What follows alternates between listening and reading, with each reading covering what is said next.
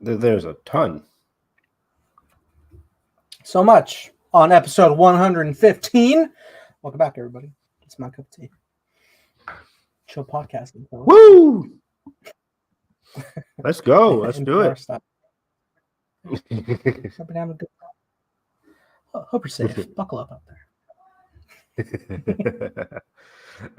Yeah, this should be a fun one. It's been a minute. I think 2 weeks now. So we got some catch up to do on Percy Jackson. A lot of fun stuff happened the last 2 episodes now, ever since the St. Louis drop. That was really cool from episode 4.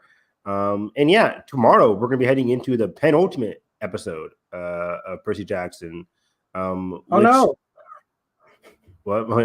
Which it seems to be handling a lot of stuff given the teaser trailer or the preview. But we're heading to the underworld. It's one of the most interesting parts of the story. So we'll get into all of that. It's when the fantasy aspect of like the gods and stuff actually comes into play. And we should be into some surprises because the ending of episode 6 left us on some cliffhangers for book readers as well. We'll get into all of that. But also Monarch. We have not discussed Monarch. I think it's been exactly probably 10 days. I think January 12th was the Monarch finale that Friday. And we were going to go over it last Monday, the 15th, but we had prior engagements. We were busy. And then we were also like, hey, Percy Jackson's already coming out. We'll be too busy. And then here we are now talking about Monarch finally. And there was some great stuff that happened there. Not a huge, not the biggest, in terms of what went down, but there's some interesting implications and some noteworthy stuff to talk about there. And then just overall exciting couple of news that dropped over the past couple of weeks now. January starting to spice itself up. After the strikes, it was still kind of dead in terms of movie and TV news, but once people got back to business, the new year is really heating up with a lot of interesting casting announcements and trailers and shit just dropping out of nowhere. It's been a fun couple of days. Yeah, I'm having a good time so far. Yeah, so we got a new trailer for the Bad Batch. Yeah, so we're gonna go over the Bad Batch. Pull the lever, hyperspace. Woo! No, but I could easily change everything right now. I won't though. But we definitely need to find a time for that because wow. And we're huge Star Wars fans. If they didn't know, like and subscribe. Just to say real quick, I was in the chat and I'm post notes on for Star Wars, but I only got notified of the poster. So I saw the poster and I was like, oh cool, probably trailer soon as tomorrow. Not knowing they post them at the exact same time. And then I go into chat and only thing that was sent to chat was the poster, and I see Noah, and he says, "Ventress, holy shit!" And I'm like, "Motherfucker, reading leaks? How the fuck? What are you getting?" I was even looking under the poster post, and somebody had an image of Ventress from the book, Dark Disciple, and I'm just like, "How the fuck did this leak?" The trailer was out. That was funny for me. My experience was, I usually check my phone right after school, but I had a hectic last bell, and then I went straight into a meeting. So I opened up my phone, and it was 150 missed messages, and I'm like, "What happened?" And then I was sitting here like, Evan tweeted 3 hours ago. He doesn't know. Yeah, I had no idea. And yeah, it was great. A lot of crazy stuff. So on our next Hyperspace Hype, we'll definitely talk about Bad Batch. Because we're huge Bad Batch fans, and it's coming sooner than we thought. February. I thought this was coming out March, April, maybe. But yeah, could be May. Yeah, 2, 3, maybe 4. Greatness. Never gets old. So yeah, where did you want to begin in our reviews? Let's go to Monarch, so our memory does not leave us. You mean the Lotus, the casino? Exactly. Hey-o, connections. Full circle, baby. Speaking of connections in full circle, however, Oh my god, Evan Kay is the best character by a long shot. Easily. And oh my, fuck it, this performance was the best of the whole season. I feel because I think so. so much back to back types of emotions to run the gambit on for this poor woman who was, to her knowledge, was only down there for about 2 months, and it had been 60 years for her. So heartbreaking. That reveal, yeah, you can feel it creeping up on you. We talked about it where like we were doing our predictions for the finale, and like I can't wait for Kay to meet Lee. I can't wait for Kay to meet Kate and see how that interaction unfolds. But yeah, one of the more interesting parts was just that slow creep, that slow realization that she missed quite some time. And man, this was heartbreaking. By the way, before we get into this, Apple, you have not yet renewed Monarch for season 2. What are you doing?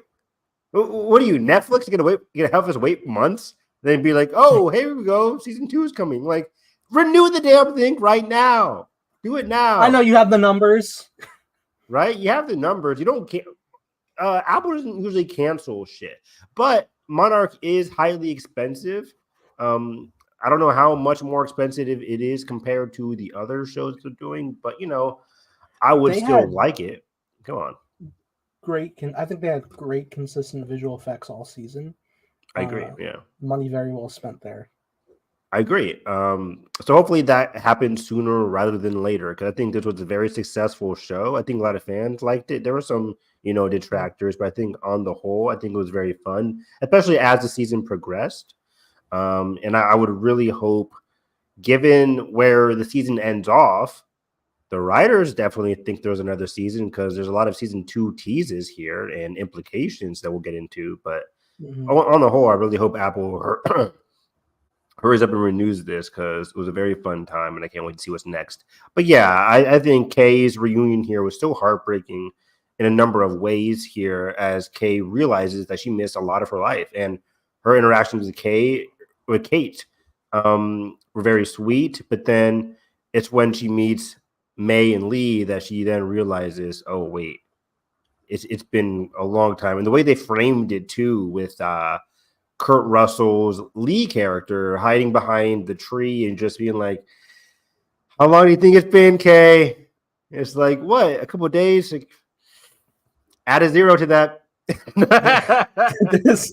This has also been, I think, easily Kurt Russell's best performance of the season. Truly one of the great actors still working. And he brought his A game, especially for right here, because this scene where they both break down. Cause for obviously different reasons. Lee, always hoping, never necessarily expecting that she was still alive. After a long period of time, that type of hope can diminish, but his actions were always in her name. So when she's standing right in front of him, like nothing changed, that's like a real shock to the system. And then on her end, realizing that how much time has passed. And Evan, she got like 4 stabs to the heart in a row, because like, oh, it's been that long. What happened to Billy? He's gone. What happened to my son? He's grown up. Also, I'm your granddaughter. And she's just collapsing in hysteria against the tree there. And especially the last news that finding out Kate's her granddaughter is a sense of just like, the somberness of the reality of the situation, but you just still an underlying bit of like, oh my God, that's my granddaughter. And I care. Oh my God. Yeah, it's my granddaughter. My son has had this entire life without me.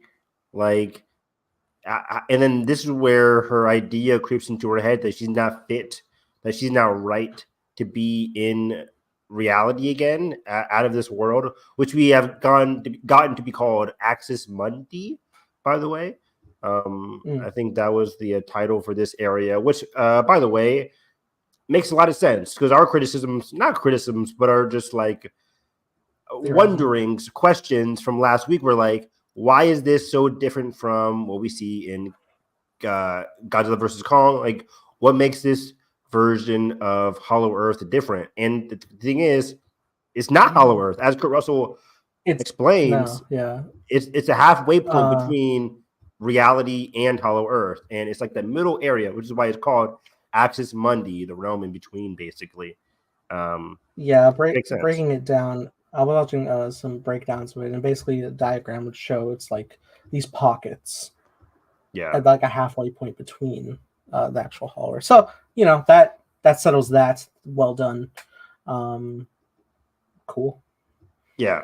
That's sort of that. It's very simple, and that can take away all the people being like, "Oh, retconned."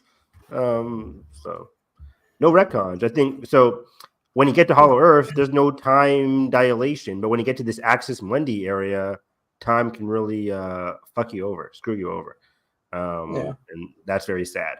So yeah, this whole Libra union was so heartbreaking in a lot of ways, and just her putting his hands on his face and all that time that they've lost together, respectively, is just. And from Lee's point of view, he was, as we saw in the penultimate episode, pondering his life, not his life wasting away in that retirement home area, just locked up in prison, not having to drive anymore. But then he finally finds that drive through Kate and crew. And then he gets the finale here, and he finally sees the birth, the origin of his drive, of his goal, which was Kay. Kay has always been like that beacon for him. And I really liked one of the lines in this episode when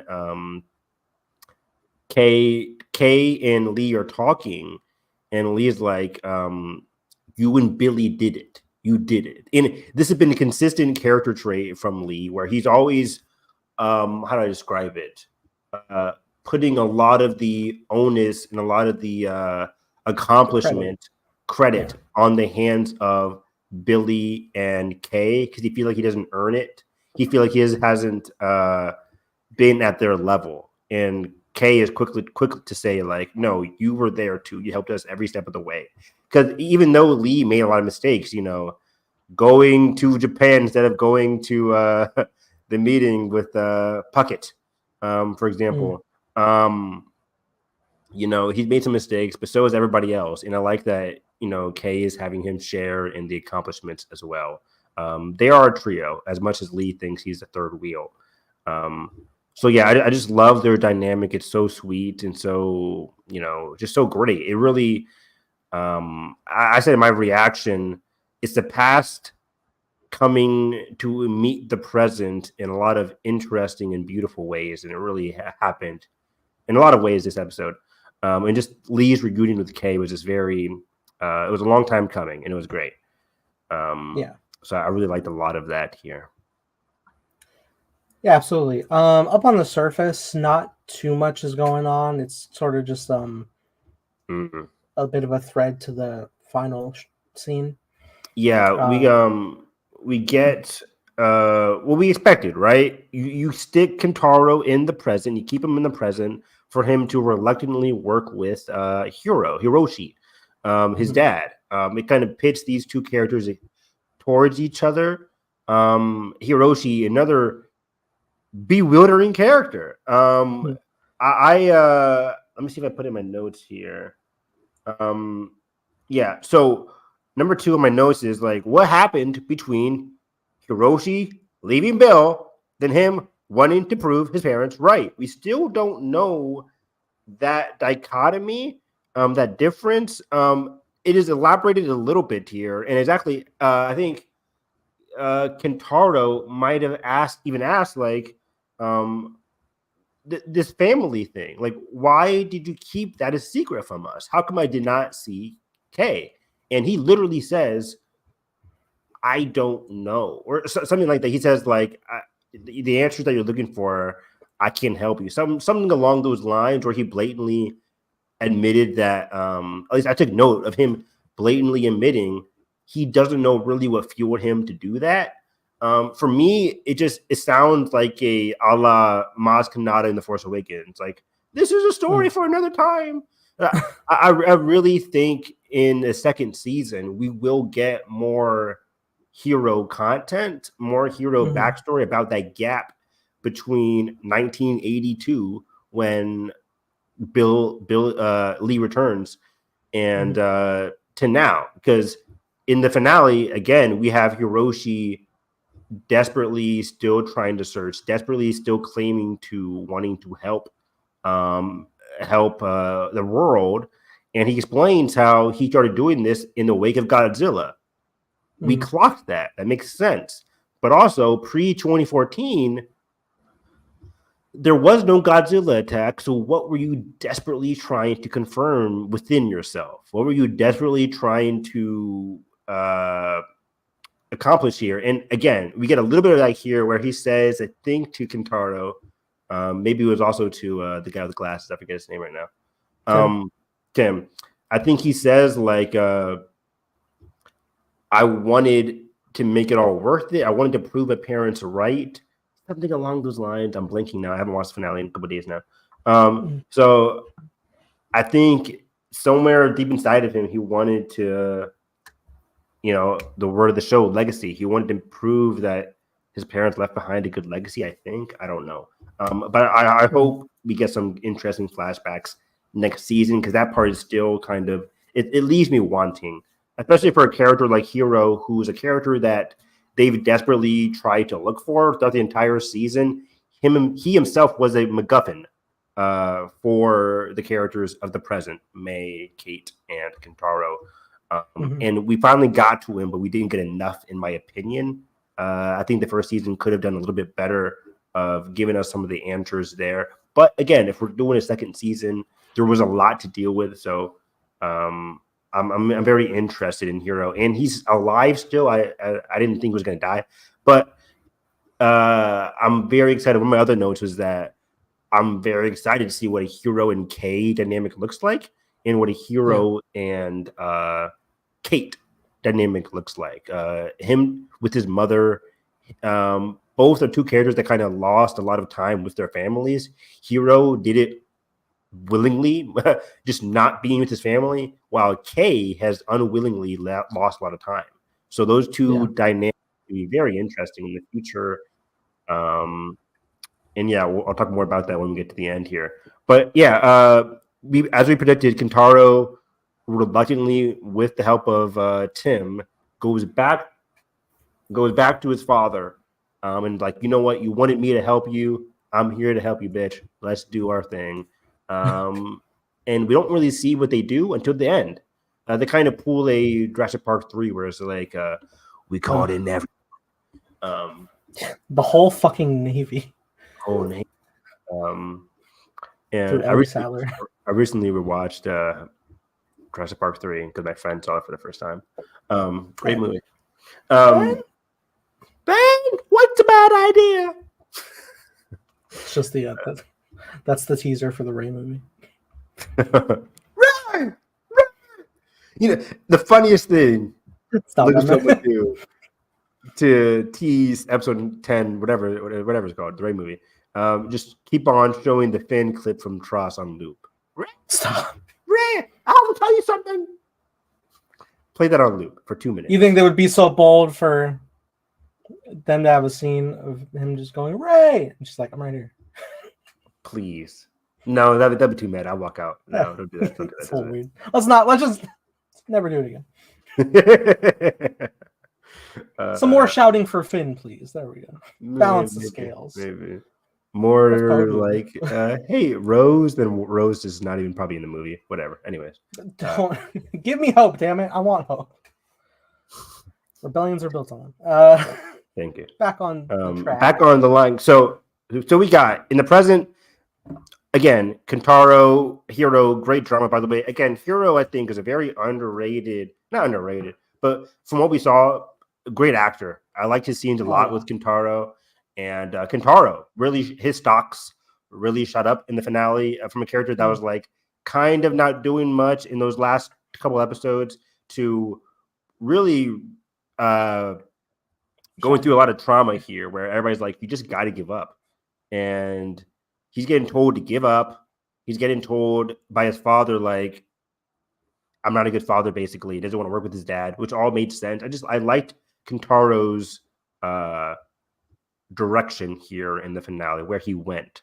He went through the gutter But he came out the other end. So I'm very happy about his character direction. And meanwhile, on the Axis Mundi, Kurt Russell and crew, they decide to go back to the original plan from the 1960s, from the Operation Hourglass, where it's like we're gonna attract a monster, call off the bait at the last second, and then follow it back up to Earth. What could possibly go wrong? Well, that's how we got out last time. Yeah, exactly. Although I will say, well, first off, before the plan's enacted and they're like plugging everything up,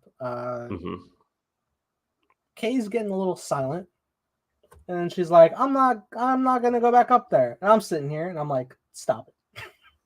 Stop it. Pull yourself together. I've been here this whole season looking for you. I've been pulling from you for episode 1. And even though, as it always goes, when like I'm trying to convince you a theory, you start to get on board and then I start to fade away. Exactly. One of us predicted that Lee wouldn't make it. Was it me or you? Was it both of us? I don't know. I want that. I thought we talked about it. We had talked about it. We did. There was definitely a discussion. I can't remember who said what. I don't want to believe that I suggested that, but I think I may have also been aware that like it's possible. Because I don't know how many seasons of a show Kurt Russell does. Yeah, we talked about that, his age. Yeah. Yeah, it's an easy thing to get an older character out of there. But yeah, my brother and I were like, oh, Lee's a goner. One of them's not coming back. It's not the mother. I think Lee's a goner. But as soon as they get in the pod, and May's like, oh, no drink service, and he's like, nope. But when we get back, first round's on me, and I'm like, okay. Okay, stop it. Like, come on. What's the number one storytelling rule? Don't have hopes don't have hopes for the future. I'll never forget the Walking Dead episode with Tyler James Williams. Everybody hates Chris. He was in there. Yeah, he was in there. And the episode that he died, spoiler alert. He was like, I want to build like a wall. I want to build a house. And I'm like, since when do you have dreams? Where is this coming from? I'm like, this was the biggest red flag I've ever seen. It was ridiculous. When do you have dreams? Put on a t-shirt. He was like non-existent merch. Please. Let's do an Etsy store. But yeah, it was really funny. So yeah, when he said that, I'm like, oh, he's a goner. But given what we saw, he's not really gone. So we'll see him in eventual season 2 or season 3, probably season 2.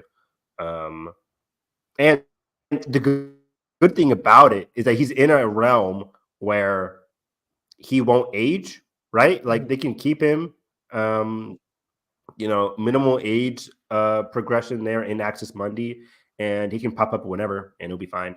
Because that's the abilities of the world. So it's a good place to keep your characters locked in. And yeah, we get an awesome kaiju fight as a monster arrives as we're waiting to get pulled in by a monster.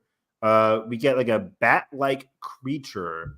I tried to put this in my bookmarks on my Twitter account, but I forgot it. But this bat-like creature.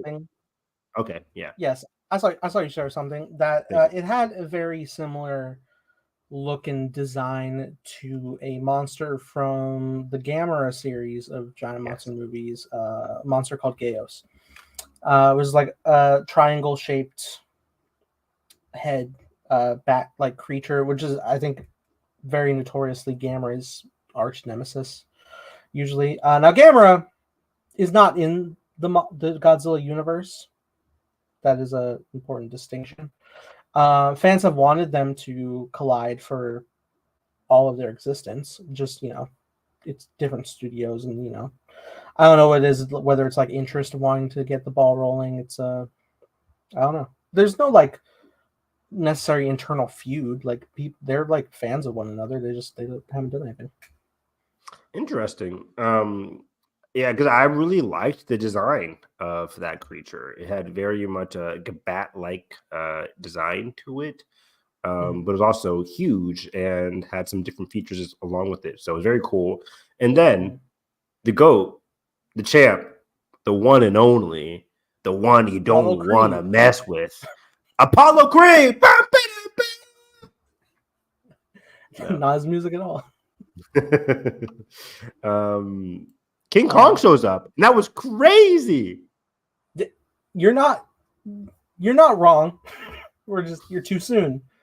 Donkey Kong. You're right. It's Donkey Kong. Donkey Kong shows up and beats up.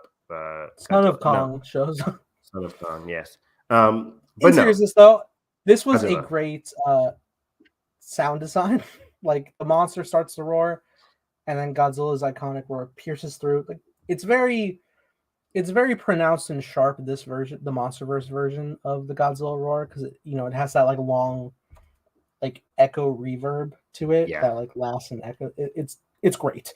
And the way it tears through, I was getting very pumped.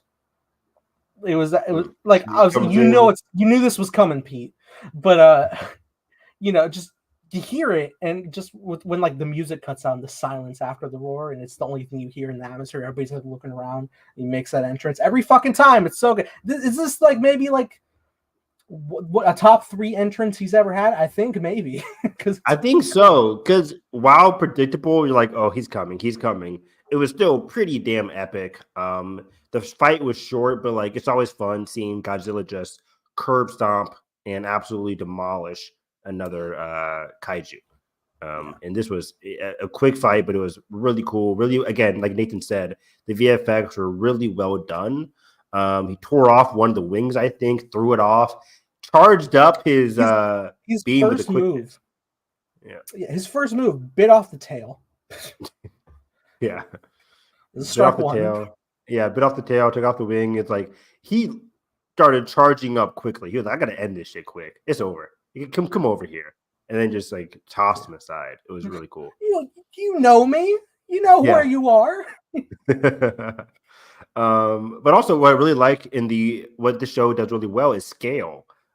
We saw just how small Kurt Russell and crew were in their pod in comparison to the bat-like creature and that creature in comparison to Godzilla. Like the scale was much more unique and interesting than like even in that trailer for Godzilla and Kong, you can't really get a sense of scale because he's not really around. Godzilla's not really around anybody in the trailer. Exactly. So in this one, it's really cool to see like that sense of scale and that like gigantic sense of fear that's going on in the scene. But yeah, so then Godzilla defeats it in style. He walks back and he pulls, our crew along with him. But we don't go away unscathed, Nathan, sadly. Yeah, we're running. Kurt has to get back, and we're paralleling the infinite moment that separated them to begin with from as far back as the first episode, which is like, hey, I like poetry. It rhymes. And I'm watching this and I'm like, what would be great and smart is if you broke the cycle. And you just you pull them back, or I don't know, like fucking you have 2 other people in there, get a second hand, like get in here. I know, right? Yeah, like do something, like have her stretch out, and then somebody can hold her legs or something. I know they're both holding K, but like, one of them, we got some straps in here. Yeah, exactly. Because Lee's holding on for a while, but it's like it's too much weight. You gotta let me go. I'll be okay. No, cut the rope. Yeah. Not great, Bob. So Kurt Russell dies. Just kidding. He's obviously alive. I like to think so. I mean, a lot of people kind of just immediately fall into the camp. Like, there he goes. But no, because we don't. No. I'm with you. I'm addressing. I'm with you. Like we don't see the body. It just falls into cloud, and he's there. Granted, he doesn't have a means of escape, but like. He's fine. Obviously, we can go a long time before he loses much. Exactly. What brings us to the revelation. Well, first off, a very lovely reunion scene. We land on a helipad very nicely. And it's a reunion Like time. telepaths? I just mean, like, we could end up in fucking any wilderness setting. That was weird. Very nice to end up on a helipad. Well, every other fucking What? circle is just like a fucking pit of despair and like random wilderness. No civilization for miles. That's fair. That's fair. Obviously. Yeah. So it's just like, oh, hey, well, how the fuck did we? Okay. Well, obviously, because we're like, hey, Monarch, right? And this was the biggest question. I'm like, Jalen, because I'm watching this again with my brother. I'm like, how far did they go? No way they went like 5 years. Jalen's like, no. I was like, maybe a year. A year seems easy for like a second season. Mm-hmm. And they kind of met me halfway there. 2 years. Good math. Yeah. So yeah. we're not in the future. This isn't Blade Runner 2049. There's no Chrome, unfortunately. Actually, we're still in the past. Actually, it's 2017. Yep. The year a certain ape movie came out, but not the year it took place in. Ooh, good point. But yes, it is the year where the world got to witness Bill Randa die unceremoniously in the movie. Fantastic. Once again, if they could rewrite time, they would totally change that. I remember watching it in theaters, and I was just like, "Oh, yeah, right. Really, that's how you take away John Goodman, and you just threw him out." Like, yes, right? You have Tom Hiddleston and Brie Larson, who I assume you're never going to use again. But they set them. They really set them up. Because that finale, I'm like, oh, there's more to Monarch and Tom Hiddleston and Brie Larson than never again. They could easily show up if they do a flashback sequence. Easily. One of the characters is in it was either King of the Monsters or Godzilla Kong. One of the Skull Island guys. What's his name? Black guy who was in Samuel Jackson. No, who's in the Heights? Who played Benny in the Heights? Oh, fuck, Sheridan Compton. Yes, I know from Color Purple as well. Yes. Yeah.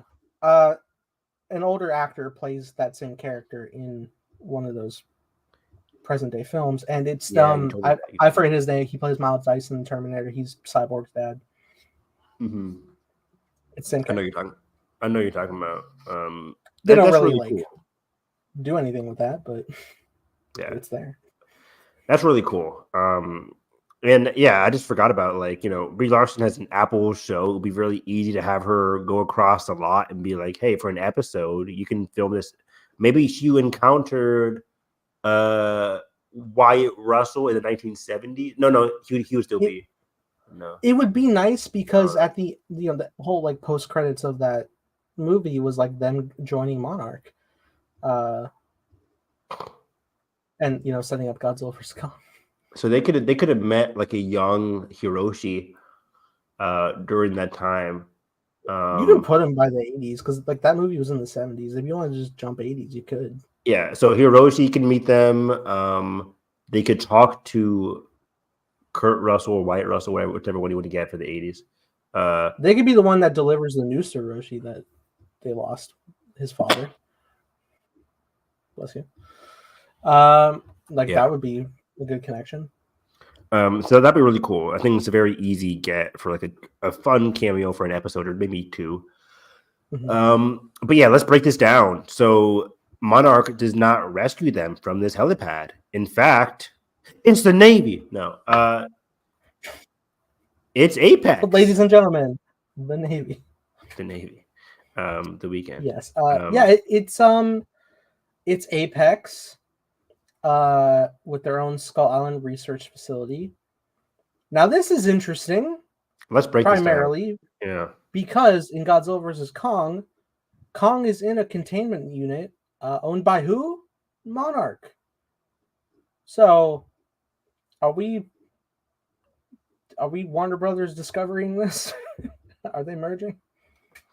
No, I think this is still on track to where we believe the show is supposed to go. For the whole season now, we've been thinking we still need to see the restructuring of Monarch. I've always compared it to Loki season 2, where like, okay, what's it called? The TVA, very flawed, but we're going to spend all of season 2 trying to unflaw it, restructure it. I think we're still in that gap. Luckily, we're in 2017. The Monarch that's good we get in 2019-ish. So we're still 2 years away from that. Plenty of time for Monarch and Apex to butt heads and reconfigure. We know Apex has an antagonistic vibe to it, given what we got from season 1 and the way they presented themselves at the end of season 2 or season 1 here, honestly. It still feels very antagonistic. Even when they asked Tim, like, are you working for them? I can explain.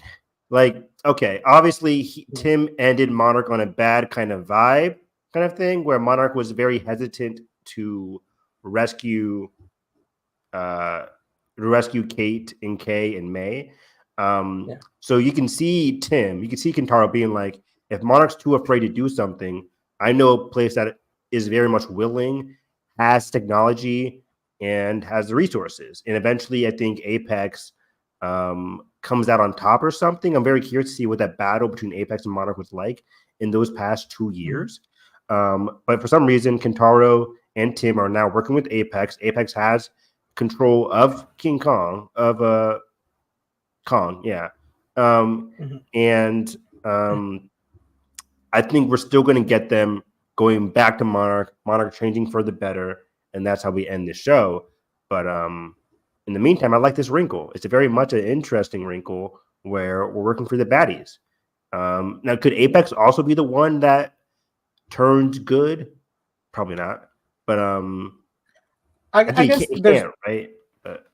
I guess there could be wiggle room because, like, canonically, when we only had one movie with them, but like how we're introduced is like they've had like leaps of helping the world with cybernetic advancements, and it's really just kind of comes down to the greed of Walter Simmons, the leader, the higher up CEO, who his whole goal is like, we're building, even though it's clear to everybody that like Godzilla just restores balance, he's not the problem.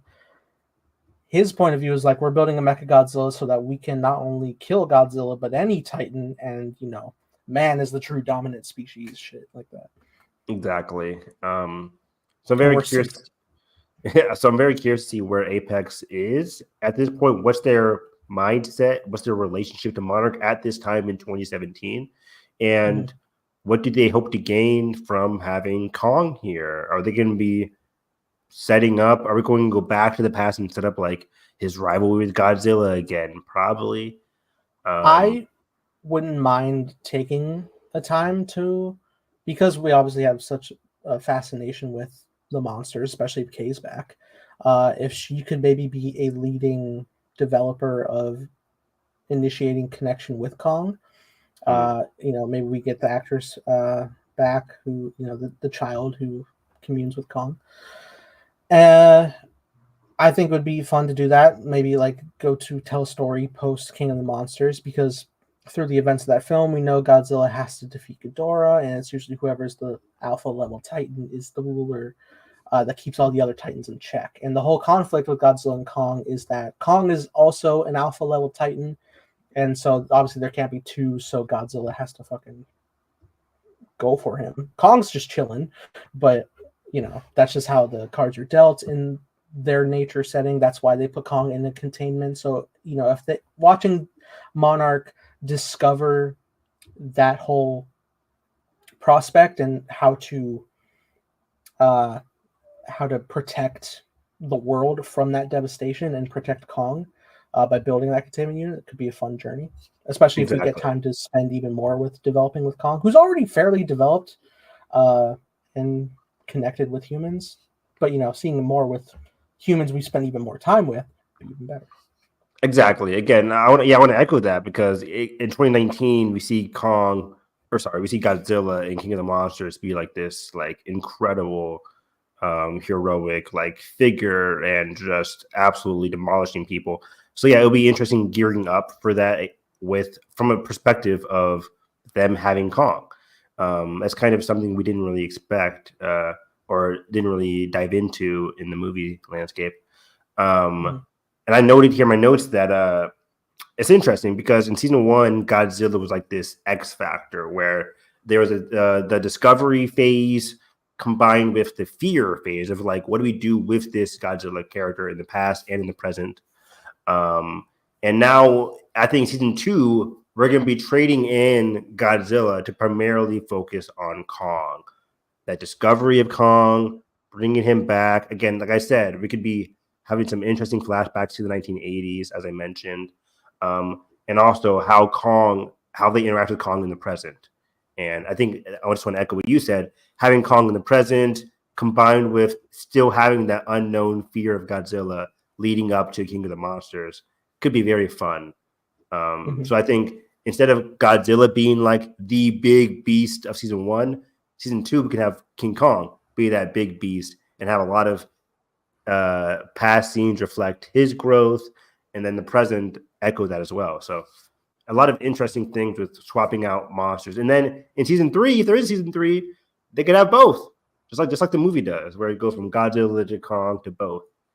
The show could do that too, from a more like in-depth factor. So Absolutely. the show has a lot of room to just do a lot of interesting possibilities, a lot of interesting directions they could take with Kong and these characters. And yeah, again, in my notes, I say like we're 2 years prior to King of the Monsters, so we can still see Monarch grow for the better. That's the big thing. I think Monarch still has time to grow for the better, and we'll see where they're at right now. Absolutely. Real quick in regards to the MonsterVerse, interesting development that's been around for a bit now, but development with Godzilla Kong New Empire coming out. We've had big eyes focusing on their antagonist, the Scar King.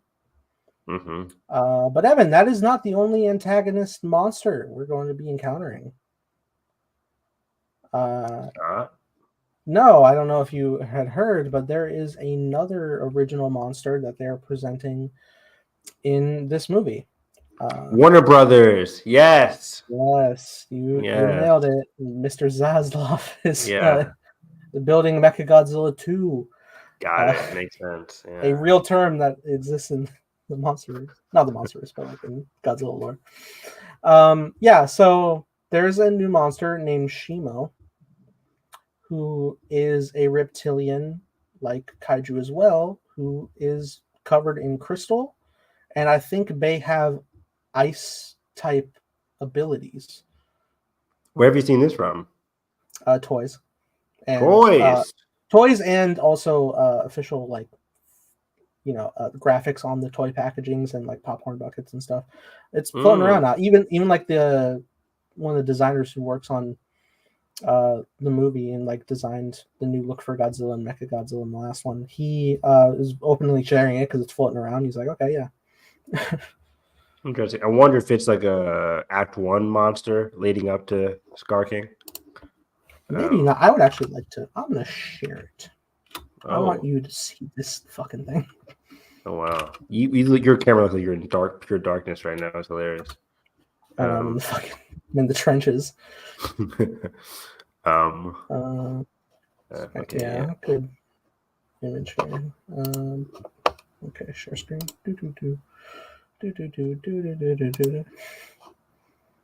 You know. Are you seeing the -1 black and white edition? I'd like to if it comes. Is my screen on screen?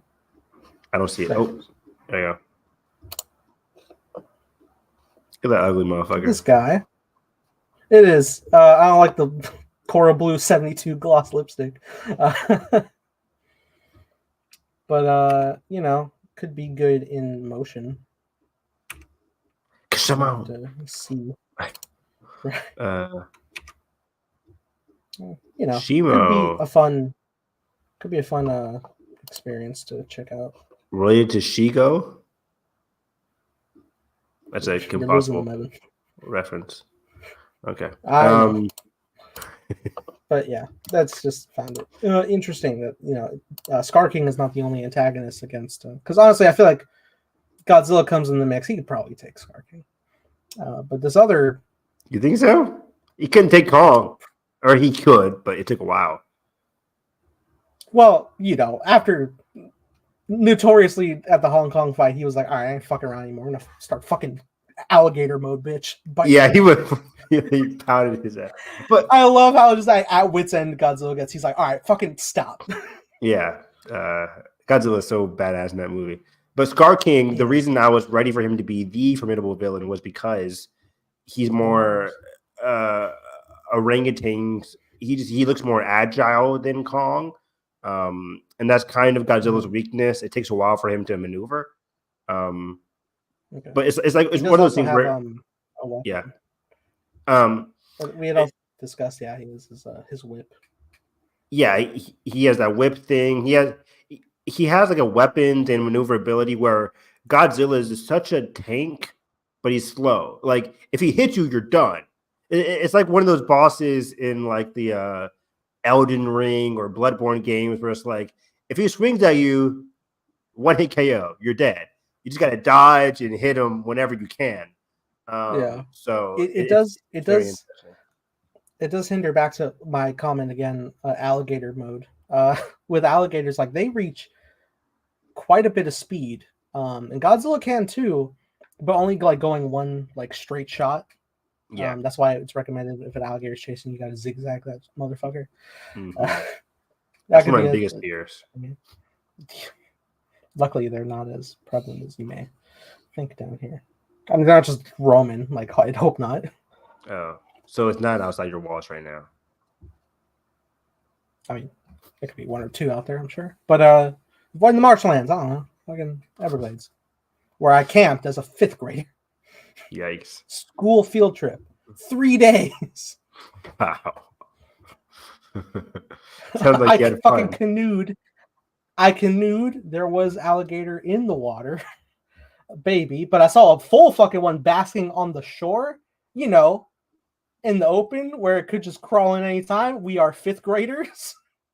You're gonna have to shoot me. Ain't no way. Ain't no way. I used to be so scared of like alligators, sharks, octopi. Yeah, I still octopuses and squid still freak me out, and the beaks inside it's kill me now. But yeah, stop it, Nathan. I'm quitting. I'm quitting. That would be a fun kaiju though to have. It would be, yeah.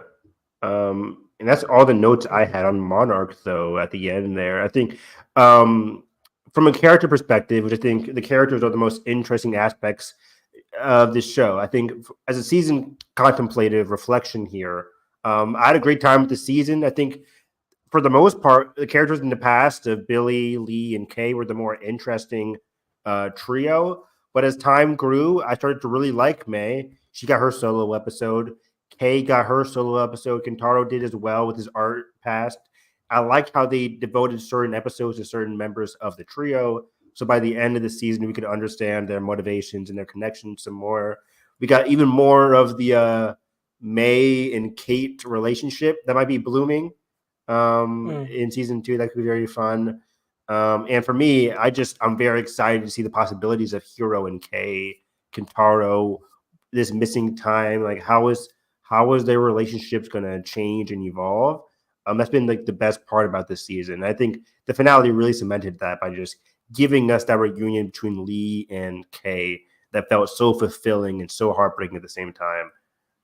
So I think the show did a great job. It was still messy in terms of like structure at times, plot structure at times, but I had a really fun time with this season. I think it was very fun, very engaging. I saw some people say like I dropped it after episode 4. I'm like, but this one person on Twitter was like, let me drop this and go watch the Hijack show with Idris Elba. First of all, the Hijack show sucks. It's not great. Sorry, Dad. No, Monarch was way better. That insinuated that your father is Idris Elba. It's like you were apologizing. That sorry, your No, show sucks. Idris probably a great father. But Evan Elba here. no. I would not be. Anyways, I would say I would not be working if I was a son of Idris Elba. I thought you said I wouldn't be opposed. Anyways, I don't know what I was gonna say now, but anyways, I had a blast watching this show. Oh yeah, my dad loved Hijack, but he loved Hijack. He has no inclination to watch Monarch. Anyways, Monarch it was a fun time. It was very funny, unintentionally so at times, with characters making weird decisions. It was a very lighthearted, engaging, fun show that I had a blast talking week to week about. Oh yeah, I agree. Hey, why does Apple make it so hard to make a membership? Like, if you don't have an Apple device, it feels like you're out on the other side of the fence.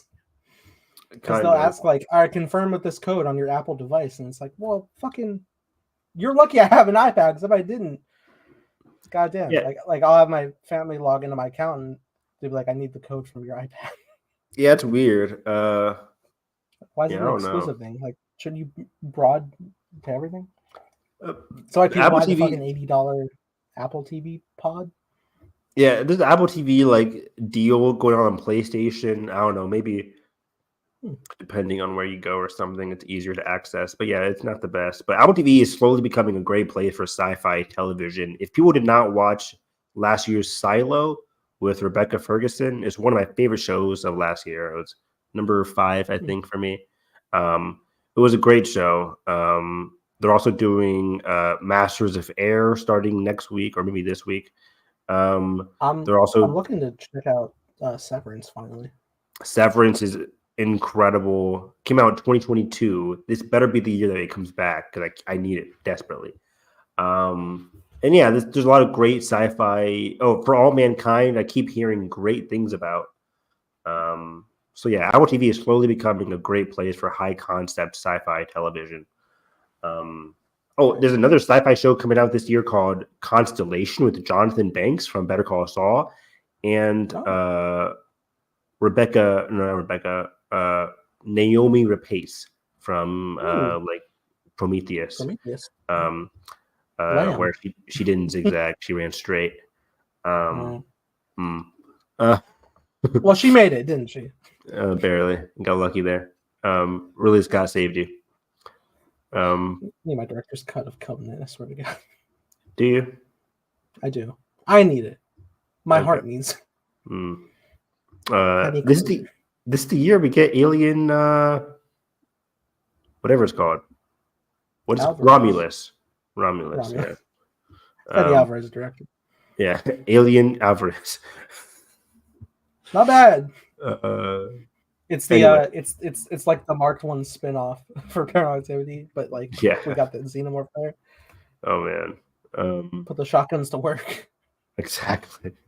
Oh man. I remember you cheering when they fucking blasted away an old lady. Ah, that was great. Check out our Paranormal Activity, the Marked ones. One of the best commentary surprises we've done of our 180 commentaries. Hell of an ending. Great movie because we were in the trenches. We were like, this franchise, man. Like 3, 4. Like not great. And then all the ones after were also not great. But Mark Ones was a nice pick me up. Mark One was nice pick me up. Also, we watched Next of Kin and like had us in the first half. Next of Kin is the cabin one, right? Or yeah, it was like the Amish family. Yeah, okay, the vibes are kind of there, but then the ending is just flatlined. And then what was the awful one? The 3D one. What was that called? Ghost Dimension. That easily the worst one. Easily, hands down. You don't get to see. It was weird. And then they tried to not retcon, but just go back in the past. It was bad. It's boring. No spoilers. Anyways, let's jump into Percy Jackson. Because I think Monarch has come to an end here. Let me delete my notes here. So we got to take a step back and go into Percy Jackson episode 5. Back to the Past, Samurai Jack, baby. Yeah, this was a fun one. We got to meet the one and only Ares. Yes. We met Ares, played by Edge from the W He was not in Iron Claw. No, I'm kidding. I like this guy. He was great as Ares. I heard a lot of hype building up from his casting alone, where a lot of WWE fans were like, "Oh, Edge! Oh shit, this could be fun." He's very great performer at WWE. And I was like, okay, he kind of looks the part too.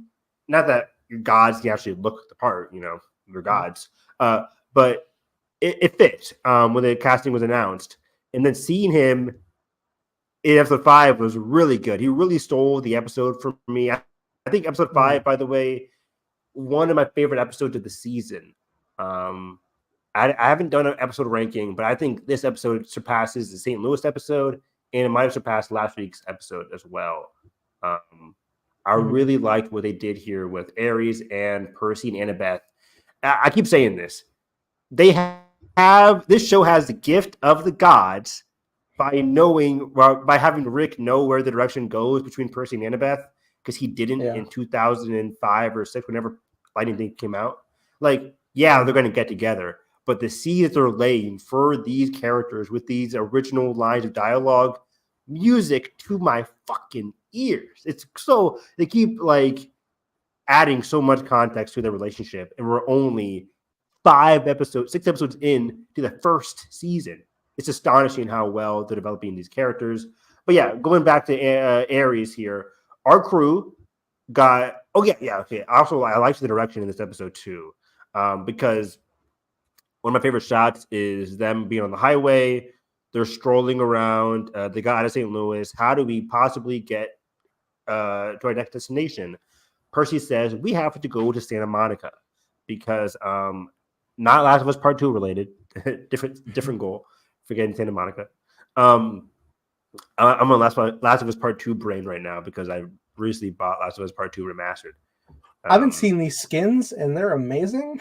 The skins are great. I play for the skins. I keep dying because there's this new mode called No Return mode, and you have to do like 6 runs before you get to a boss. And on grounded mode, it's super hard. I'm like, you know what? Let me just play on moderate. So, and I finally. Abby looks so cool, man.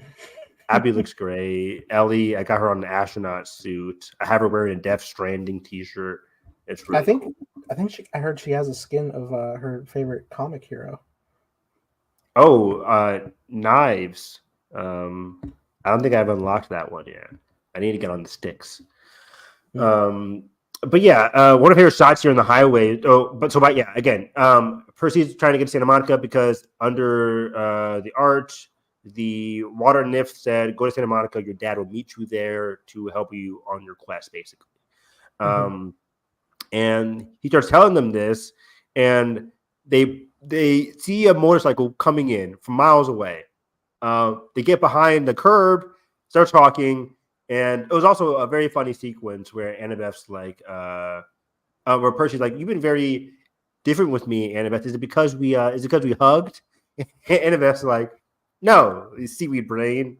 With seaweed brain, first time she uses that word, very cute, very funny. She used that a lot. But she can say it now because he was stuck in seaweed under the arch. It has more context to it now, which is great. And she's like, no, it's like, because I think she was feeling her and Grover kind of quiet because they've also caught on to that it can't just be Hades who stole the Thunderbolt. He had to have had help. There's something deeper going on here with this quest, a more ominous direction for this quest. And they kind of leave off there as they're talking, then hear the sound of the motorcycle get louder and louder.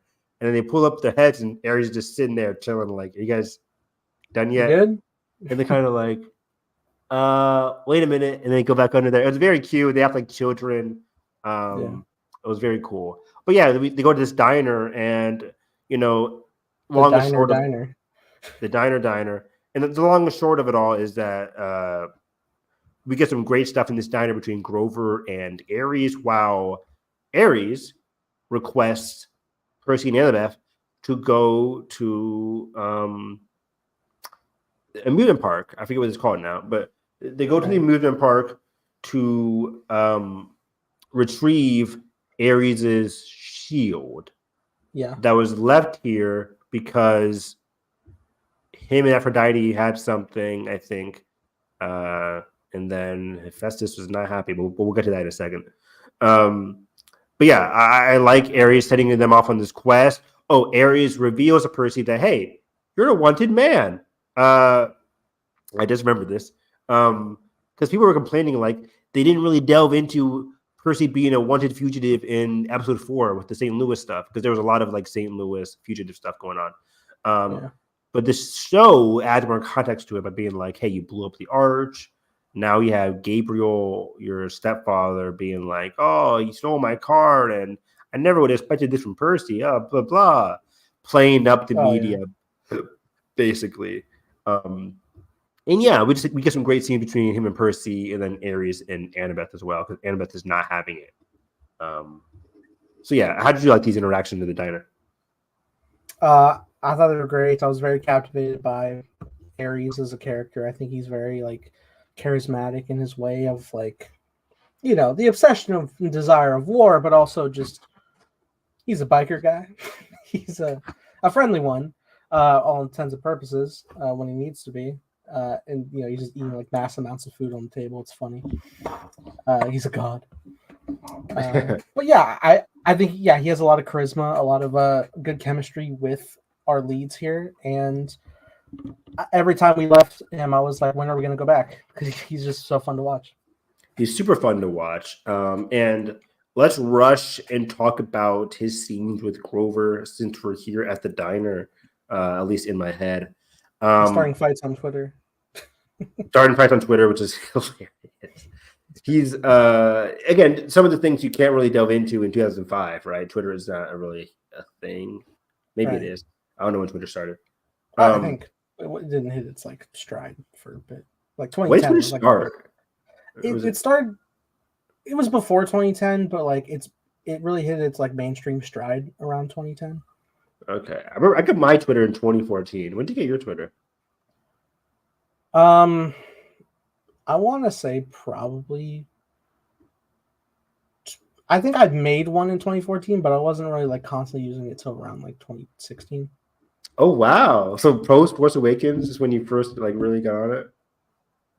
Yeah, I wasn't in the sphere of things with when Force Awakens was out. I was where was I? I was on YouTube, Facebook, a little. That's interesting. I didn't know that. I was at like my my later years of Facebook, because like I started my big boom of Facebook around like 2012 when I made an account. Oh wow! Yeah, I think I started Facebook in like 2008, 7-ish, when I was in 7th grade. And that's when Big Brother was big. And then I think I told you this story. I got too close to like the Big Brother hype. I started fights on Facebook. Bad idea. Because I got too invested in social media. I remember when I first got Facebook. I you know, as you do when you've never had a social media account, you like everything, and you just gotta click share on everything. Yeah. And I had like only like my family added at that point. My sister was like, "You gotta fucking stop! You're flooding my feed." However, what happened to me is I was on like a meme page and I was like laughing at shit and I kept like reposting it, and then I accidentally repost like on instinct because I was like fucking click go. I was like binge sharing, and I shared a meme that was like, you know, a little too adult humor wise, that like I probably might get in trouble for sharing it. So I was like, and I didn't know how to unshare shit, so I was like, I just gotta share more. I gotta flood the feed. Oh. Yikes. And it worked, but like also fucking I've been muted at that time. Yeah, so I started laying off Facebook after a while, and then I got Twitter. I remember it was like January, February of 2014.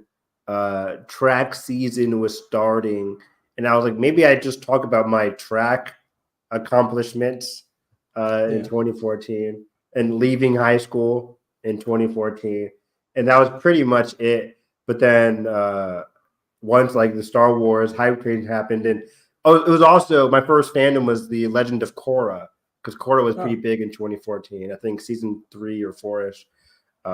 So I was huge on that as well. And my friends hated me because I would always be live tweeting Arrow, The Flash, Legend of Tomorrow, Supergirl, and all my friends are like, Evan, we haven't watched the episode yet, and you're live tweeting it. I'm like, mute me, motherfuckers. Now I'm thinking back of the timeline. I think I was active 2015. I just wasn't super like in fandom groups really necessarily. I was I would follow creators that I would watch constantly on YouTube, and so I would like explore with them there. And also, I was following a lot of reactors at the time, which is ultimately like through those interactions, I started building friendships and online friendships through them, and people in our group chats. How I've come to today. It's how we have half our fucking cast in the show. Yeah, I think we didn't start tweeting each other till like what 2016. Maybe 2017. Yeah, maybe 18. Yeah. I infamously remember when Carson joined our chat, and like not long he was there, he was like, "Oh, fucking stupid ass Ragnarok," and I'm like, I don't know how I feel about this man. But I'm glad I stuck it out. That's hilarious. Which happened. It's funny how often that happens when not just like of disagreeing of shit, but just like I'll be in a group chat and I'm just like, add another person. I don't know how I feel about that. I'm comfy with who we got. And then every time we add a person, it's like, oh, this is a great person over time. But like it fucking again and again, like fucking poetry, it rhymes. We'll hit the stride again, be like, hey, maybe we should add this person. I'm like, I don't know. I don't know. Yeah. Like, I'm obviously missing out on a potential friendship here. And now we stuck with the same group chat for a couple of years now. It's like, yeah. Is that the moral of life? I should engage with new people so I make friends. Yeah, probably. So that all to say, like, did you make any friends at work, Nathan? Oh gosh. That's yes, hilarious. I have. Am I sad? I have no soul. Tunnel of love, anyway. Tunnel of love. Yeah. So again, what I liked about this episode is seeing Grover. While we have Annabeth and Percy deal with Tunnel of Love, Grover gets some scenes to himself as well. This is a book change because I think in the books he also went to the amusement park. I read the book recently and I still can't remember shit from the book. I'm terrible because I read so many books and I always forget, guys. But anyways, I think Percy or Grover had a lack of agency at this period in the book, and I liked what he was really getting into with Ares here. Detective Grover, I said in my tweet, because we got some great Grover action as he starts to unveil, hey, Ares, what are your thoughts about this missing, trident or, missing lightning thief. Yeah, missing lightning bolt, not trident. Yeah.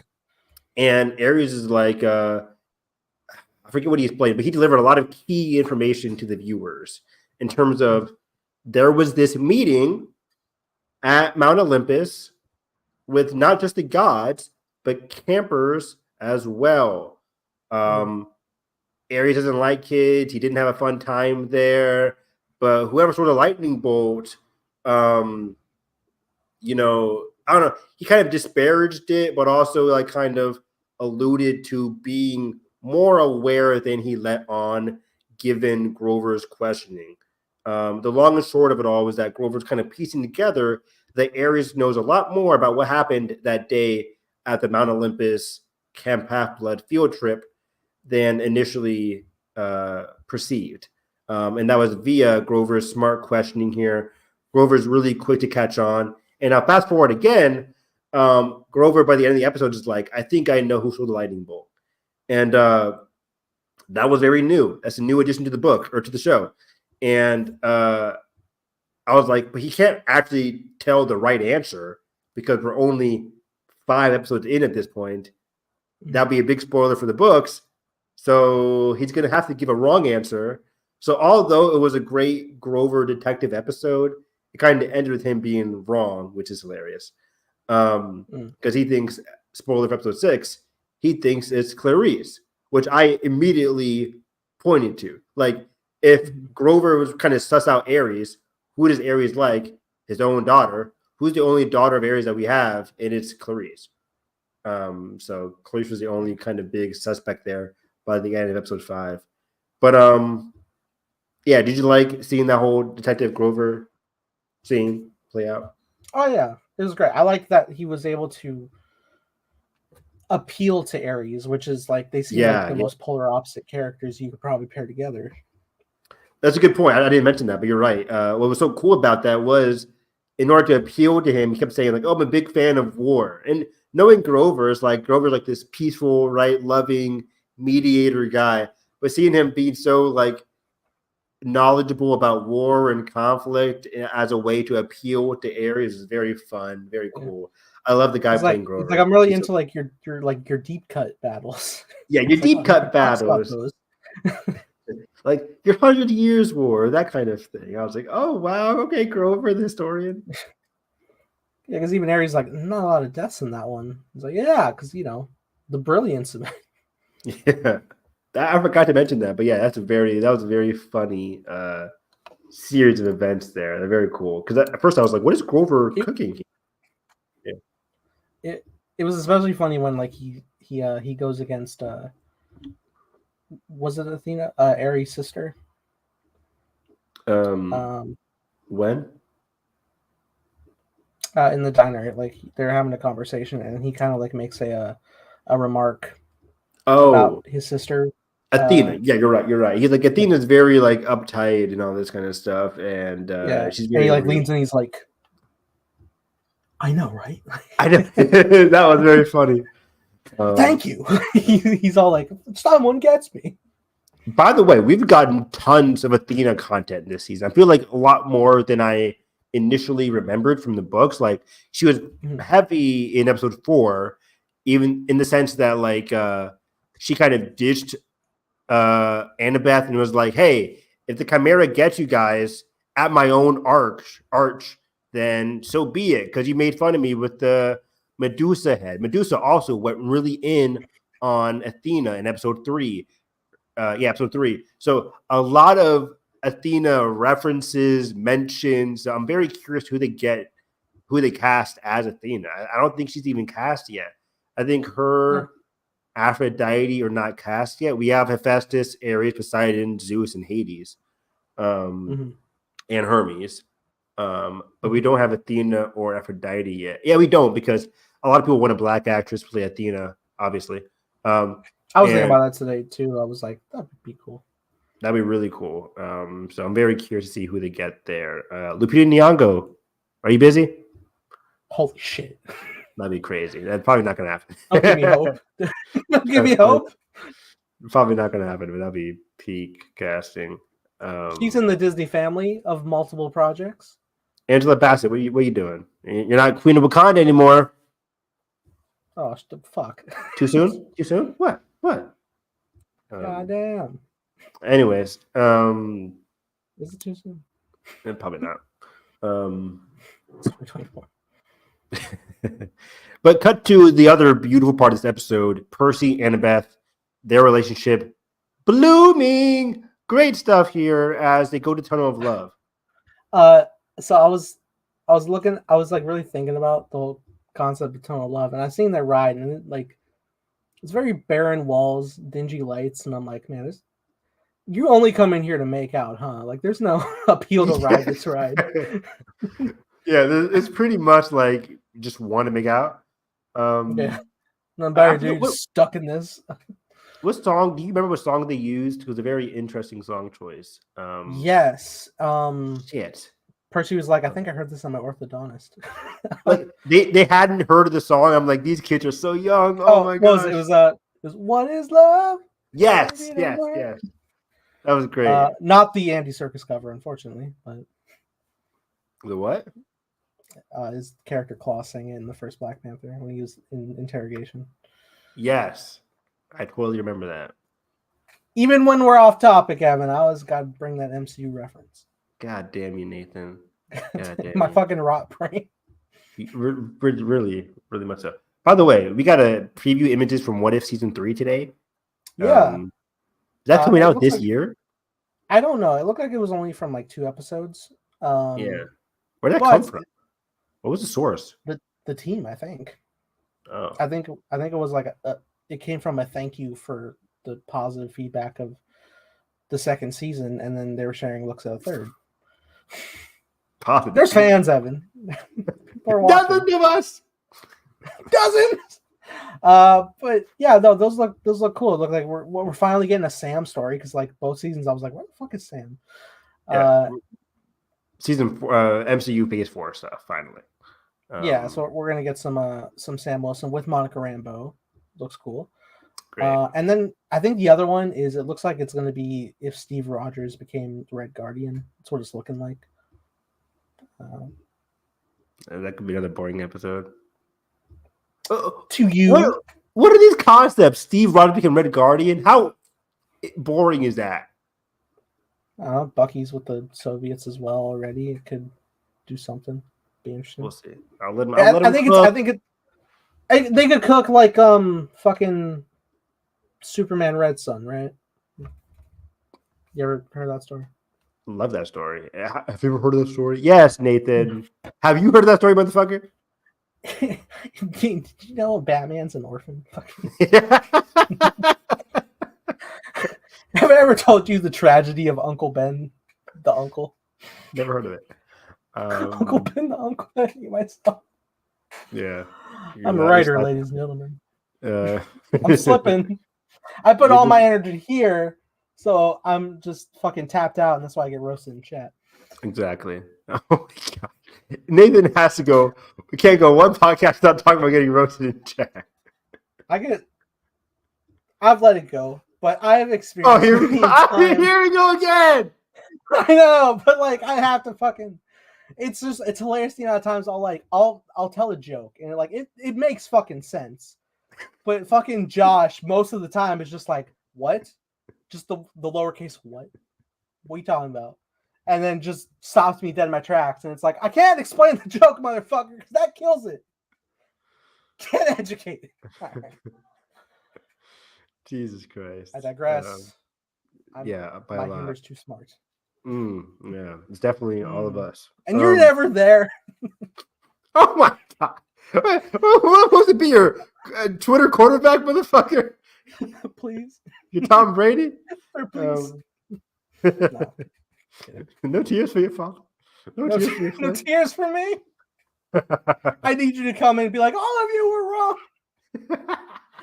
To not give him a laughing emoji.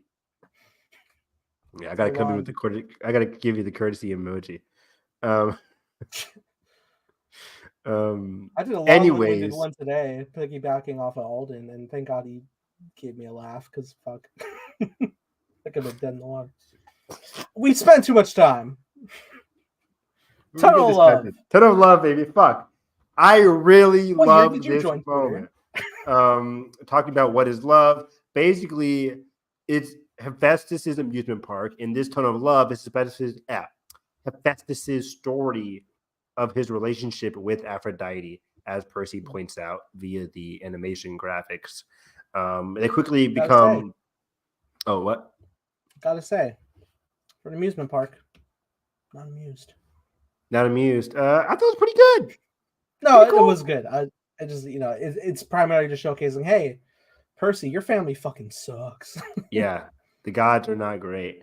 But this is, every episode I talk about how the theme of the show is for Annabeth to become closer to the human side of her and kind of let go of her ideals and her perceptions of the gods. That's what Percy is there for. It's for her to get closer to not only the humans, but like her family, who we know has not been the nicest to Annabeth, as she talked about in episode 4. And we get a great scene here, original scene with this golden chair, where the golden chair, to unleash the shield, somebody has to sit in the chair. Annabeth quickly points out that whoever sits in it gets turned to, stone, turned to gold. And I was sitting there and I was like, I don't remember this in the book. Granted, I read the book in like decade at least, but like I was like, a gold chair. Give me a second here. My dad's texting me. But this was definitely original. And I didn't expect it, but I really liked what it did to add more stakes to the Percy and Annabeth relationship. And again, Annabeth gets a great point for Annabeth to, or first of all, for Percy to put his life in front of Annabeth's again, in terms of him not having her sacrifice herself on the arch. He does it himself there. And in the very next episode, he sacrifices himself and again says, like, please find my mom or something like that. I was like, oh my God. It was very emotional, very cool. And then the shield drops and she immediately gets to trying to fix the gears, trying to work it out herself. I loved this whole scene. It was really cool. It's wonderful. Yeah. My dad's like, did you change the Netflix password? No, I didn't change it, Dad. It's still the same. Should be the same. Wrong household. We keep having to change households because of the Netflix thing. It's like it's easily fixed. Just like instead of doing the extra account, just be like change household. Let me see here. Otherwise, we meet one of the other gods in the sequence as she's trying to fix the gears. They're not fixable. She comes across Hephaestus in the flesh. I did not expect to see Hephaestus in this scene. I knew he was going to be in the first season, but I figured it would be in the finale on Mount Olympus. Spoiler alert. But we got to see him here. And again, another original take here on him. Hephaestus is basically claiming like, you can't do anything. The gods are a horrible family. And it kind of echoes what even Ares is talking about in terms of like the gods are crazy. They're all out for themselves. And we know Ares is, but like Hephaestus, talking about his relationship to Aphrodite and the tragedy that happened there, and basically how selfish people can be. And the idea of selfishness really sparks in Annabeth how, hey, Percy is not selfish. And he has been much more loyal than any of the other gods to her. And he doesn't deserve this kind of fate. And it was very much talking about like the appeal of Percy and what Percy has been doing, having a positive effect on her. And just her whole speech at that is very moving and very good. I loved it. I loved it so much. What do you think? Absolutely. I thought it was very nice. Very, just seeing the commitment of the journey, like the whatever it takes mentality, which, MC reference there. But seriously. Stop it. I'm sorry. No, I'm not. It was a wonderful scene. I especially love how, Percy is like tearing up, but he's doing what he has to do, and like that's what I especially love by like the next episode, when Percy's being told like how brave he's been. It's like I always think like to these moments of like this is very much openly, even though the audience knows he'll be okay. It's full on self-sacrifice in like the name of what's right. And I love that. I love that so much. And I love Annabeth. Just, I was wondering if she was like really going to like try to find a way out and like have to, obviously they would have circled back probably by episode's end, but like fairly immediately, she's just trying to find a way to break him out, reverse the gears. Which is funny, like when, the flute gets played and like the machine reverses, like, because he comes in, he's like, oh, I designed it. It can't be undone. And he fucking undoes it. And it's like, motherfucker, you had this the whole time. I know, right? The gods are fickle beings, but I like again seeing Annabeth have that impact on Hephaestus. It kind of sows seeds that we'll get later on for Annabeth and Percy's relationship to Aphrodite, which is very fun, very cool. I cannot wait to see how that interacts in season like 3 or 4 if they ever get to that. Right. But it was very, very, very cool. And again, the show is managing to sow seeds because they know the future, so they can do these little Easter egg things, like having her interact with Hephaestus here. But yeah, it was a very moving scene for the both of them. And by the way, I like that short sequence underwater before they get separated, where Percy uses the water Mhm. powers for the first time to try and save Annabeth. That was really cool. Well, And yeah, that's pretty much the episode here. As they get the shield back, they're reunited. It was very sweet. They got a great hug, and they make their way back with Ares. Ares lets them sit in the back of this dump truck with all these stinking animals, and that's when Grover finally admits, "Hey, I know who stole the shield." And now we have reached episode 6. Have you seen episode 6 yet? yes. Okay, episode 6. Great episode. Not as good as episode 5, and I do think the Lotus Casino is better than the movie. For some reason, people love this movie version of the Lotus Casino. All respect to you. It's not great. Lady Gaga's the poker movie's not faces. great. Bob. Yeah, no Lady Gaga. What the hell? Listen, I got Dua Lipa. That's a fair change. Oh, we got to do a Libby here? Yeah, it's her song "Levitating" was played. Awesome. I cannot tell you one Dua Lipa song to save my life. I can tell you 12, maybe Nice. not, but I can tell you a good handful. 2, I like 3, Dua maybe Lipa 4. a lot. Could Could be 7. be 7. And this was funny because first off, we are not introduced, but we see Luke again, I think, right? Yeah, in the beginning of the episode, we have the crystal thing that lets them peer into That was cool. Camp Half-Blood. And in the book, this was an interesting scene because Annabeth has a crush on Luke, and Annabeth is kind of shy. She doesn't really want to talk. But this one, it's like straight to business. I'm like, they haven't really delved into Annabeth's crush on Luke much at all this season. I wonder if it's going to be developed at all. We know Annabeth has a history with Luke, but maybe it's just pretty much it. Maybe they're just putting like full steam ahead to developing Annabeth and Percy. Probably. But I saw some book readers upset about that, where they're like, I really liked the whole Annabeth crush on Luke thing, and then when Luke betrays everybody, spoiler alert again, that really changes things. But yeah, it was so funny because Grover's like, guys, it has to be Clarice. Who else does Ares trust enough to work with to help steal Lightning Bolt? It has to be Clarice.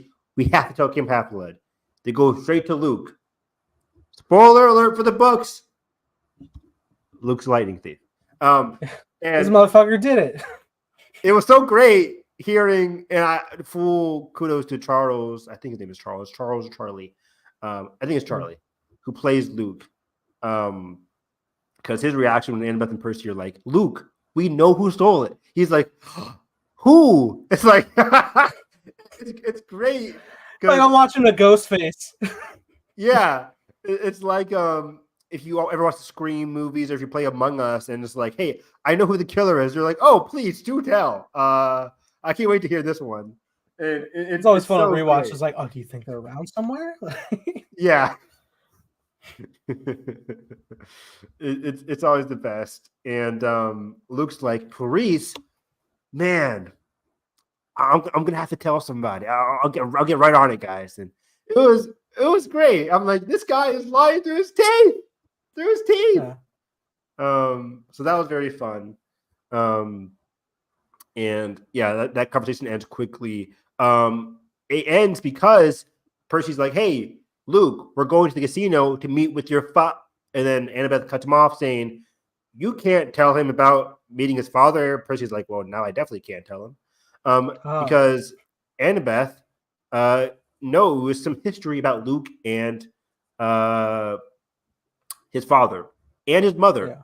And I think this was revealed. This whole Luke, his mother, and Hermes relationship, all that was revealed in like book 3 or 4 or 5, I think.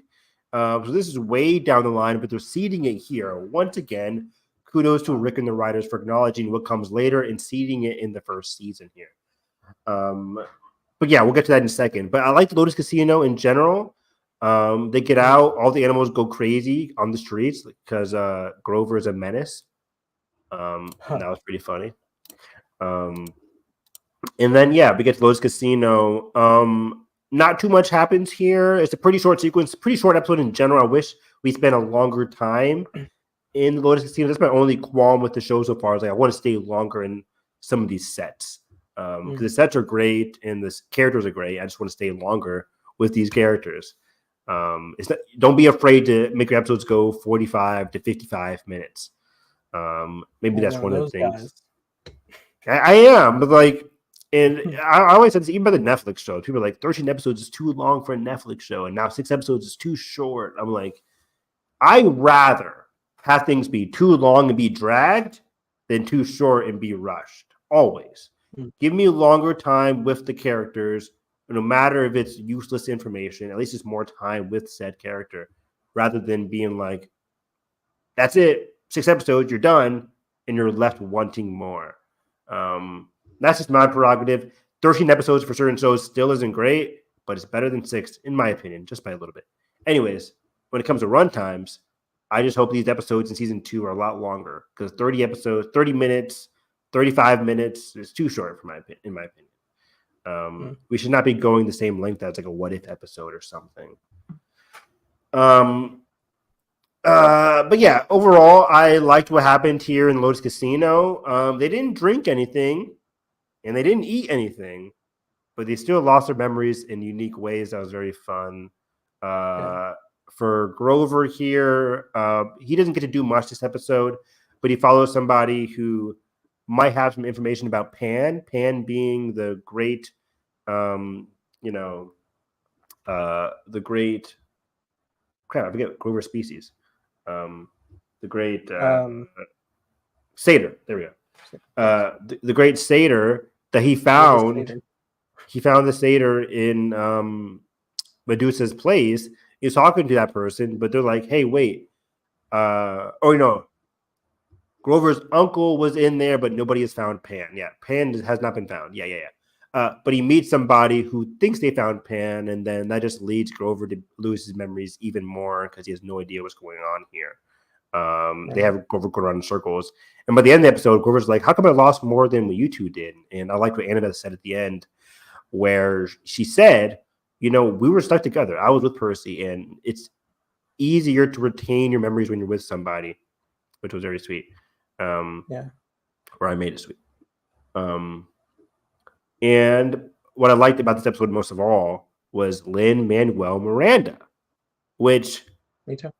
A lot of people, for some reason, are on the Lin-Manuel Miranda hate train. It's the same thing that's been happening with Bradley Cooper. It's like it's great to hate on certain actors and actresses for some reason. I don't know why. But he was great. What did you think about Lin here in this episode, dude? I thought he was wonderful. I thought he was very Lin. I like Lin, so that works for me. I like how casually he's dressed. Like everybody has their own distinct looks. Like Aries is a biker, which like this makes sense. Yeah. And Harry's just a dude chilling in his hoodie, his off day from delivering the mail. He's the mailman of the universe. But he like traverses space and time, and he's just very like in his element of he knows his place in everything. So he's very like casual and like having fun, but obviously when shit gets serious, that's why Annabeth has to immediately be like, hey, we're friends of Luke, and then that's when he's like, all right, fucking let's get real for a second.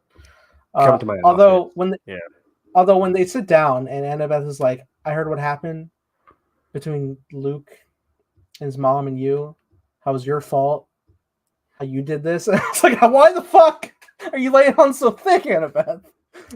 Yeah, and it's so interesting. This goes into Annabeth's like she's really trusting and really how do I describe it? Very protective of the people that she's come to love. And Hermes is not a character she's come to love because she likes Luke as a friend, and she knows what Luke has been through. And we get a lot of information from Annabeth to Percy, and then from Hermes to everybody else here about what went down. And we get revealed that Luke's mom, I forget if she had a name so far, but Luke's mom was able to see through the mist. The mist is this ability to cloud away all the monsters and ghouls and demons that demigods and gods can see. Luke's mom, who is a normal human being, could see that. She would have these nightmares, headaches, these this fear of this world that she couldn't be a part of, that she isn't a part of. And that really crippled her mind, ruined her mind mentally. And Hermes couldn't help her, didn't know what to do, basically. And I think there was a great conversation. I wish I wrote down some of the dialogue. I'm gonna do better in the next 2 episodes. In getting this dialogue down. I think it's gonna get real quick. But yeah, I think Hermes was basically like, I tried my best. I couldn't really help. He kind of like walked the other direction, ran away, and then Luke hated him ever since. Basically because like he didn't help mom, and Luke had a closer connection to his mom than to Hermes. So of course Luke's gonna take his anger out on his dad, in this case Hermes. So Luke and him have a pretty bumpy road, and Hermes wants to do better by Luke. And hopefully they're like, hey, if you want to do better by Luke, help us out because we're Luke's friends. And Hermes says, and surprisingly, no, I don't want to help you guys out. And I liked this whole discussion about I forget what word I'm looking for here, but it's just basically like this road you're going down, gods, this relationship that you have with gods, this whole plan, it'll eventually lead to failure. And I will not help you guys on a road that eventually will always lead to failure. I've helped demigods in the past. It failed. It didn't end well. And you guys are going to be next in line. And no matter what Percy and him have said, he stuck to his guns. It was like, I will not help you guys on this quest. I don't think it's the right thing to do. And he kind of dismissed them. And it was kind of cold. I was like, oh, wow. I thought Hermes would be a bit more helpful in this scenario. But he wasn't. So I really liked this whole discussion. It really got real. I liked seeing Lynn have that funny side, but really when it came to Luke and when it came to his relationship to his son, you can see Lynn take a different octave there. And it was a really cool showcase of his talent as an actor. Absolutely. There. So I really liked their whole interactions there. And once again, this show does really well when it gets into like what the gods perceive to be the right thing and what the humans, the kids in this case, perceive to be the right thing, and how that often clashes. Like what is right, what is wrong, who can really decide that? What is love? Exactly. So I really loved that. Was a very fun and very interesting scene between Luke, Annabeth, and Hermes outside of time in his office there. And the rest of the episode got very funny because Annabeth manages to steal the keys. I'm like, Hermes definitely knows that, and eventually he did. You're the dumb kids. Yeah, exactly. To the dumb kids. They make their way to the parking garage. Grover has no idea what's happening. And even though he's the oldest character, he's 24, he's in the back seat while Percy drives hilariously. I loved this sequence. I don't care what anybody says. This was super funny to me.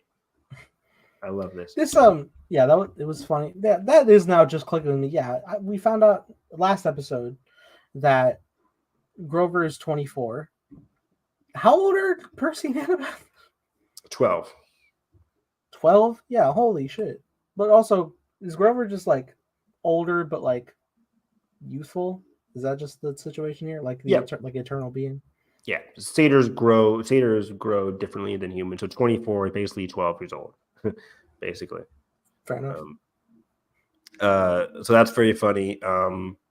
So Grover's like, I think I'm supposed to be with you guys. Are we going on a cool adventure? To like just sit in the back seat. Very funny.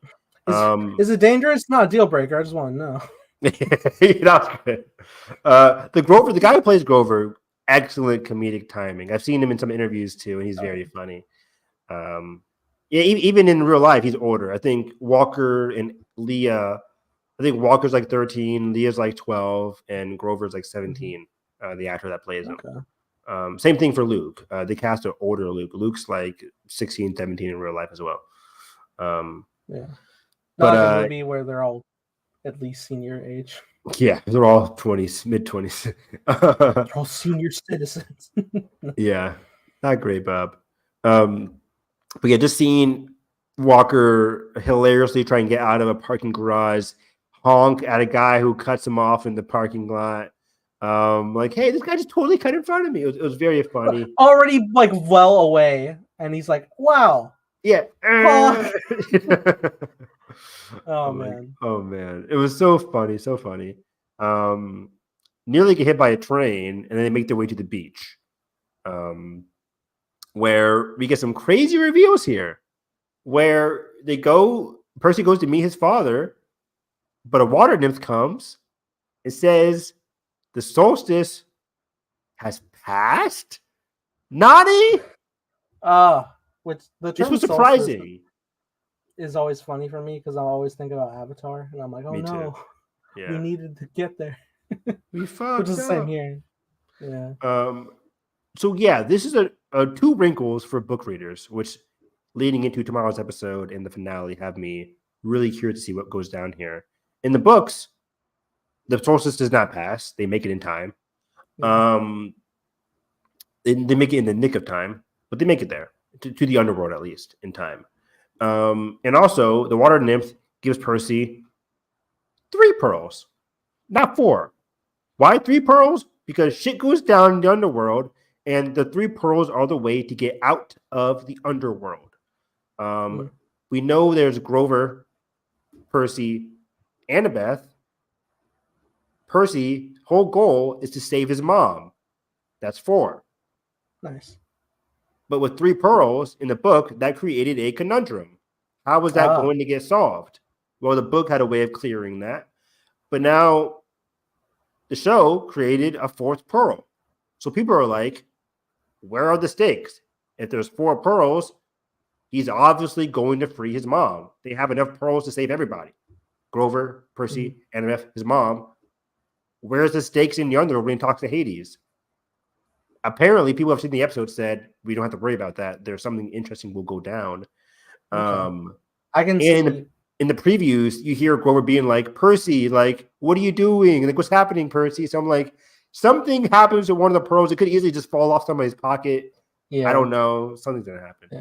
It could either be that, or maybe they find another person that they wish to free. Maybe somebody that they need to help with their quest.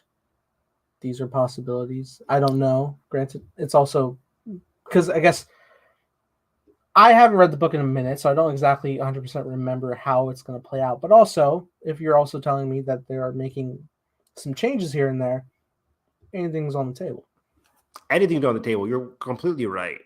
My first theory was that when they meet Cerberus, they have to do this whole ball thing to distract him.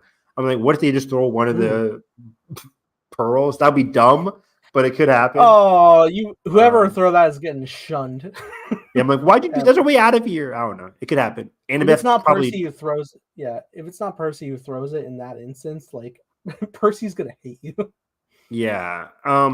There's a scene in the trailers and some of the images where they're like climbing something, maybe it like falls out, a la like a Temple of Doom with the stone, where it's like, oh, it just falls. That kind of thing. Maybe it's a Polar Express situation. Oh yeah, it's like, hey, you dropped your ticket. You've lost your pearl. Yeah. Come with me. Oh gosh. So I can't wait to see Hades next week. I can't wait to see how they handle the 4 pearls. And the solstice has passed. This is a big wrinkle. In the books, they make it, and it's not a big deal. But like, for it to have passed, it creates a very interesting situation where now Percy, a lot of agency is given to Percy and the heroes, being like, I don't care. I need to get this mission ended. I need to complete this mission and save my mom. It creates a much more interesting conundrum where Percy starts out the quest being like not that invested, but then even in episode 5, he's like, you know what, guys, I'm starting to like really think about this quest when they're on the highway talking. And now in episode 6, he's like, I don't care. I'm not going back home. I'm finishing this up, not for my dad, or internally. I don't think he says this, but like not for my dad, but to finish this for my friends and for Camp Half-Blood, a world he just started to get to know, but via Grover and Annabeth and via these episodes, he's really starting to like connect with these people, and he really feels an obligation to help them, no matter if the deadline is passed or not. So I like that change, and we'll see how it affects the story moving forward. Tomorrow's episode, if you're unaware, a brand new original scene is being developed again between Sally, his mom, and Poseidon. A little flashback sequence has been developed for episode 7. I keep hearing great things about this scene from people that have seen the episodes.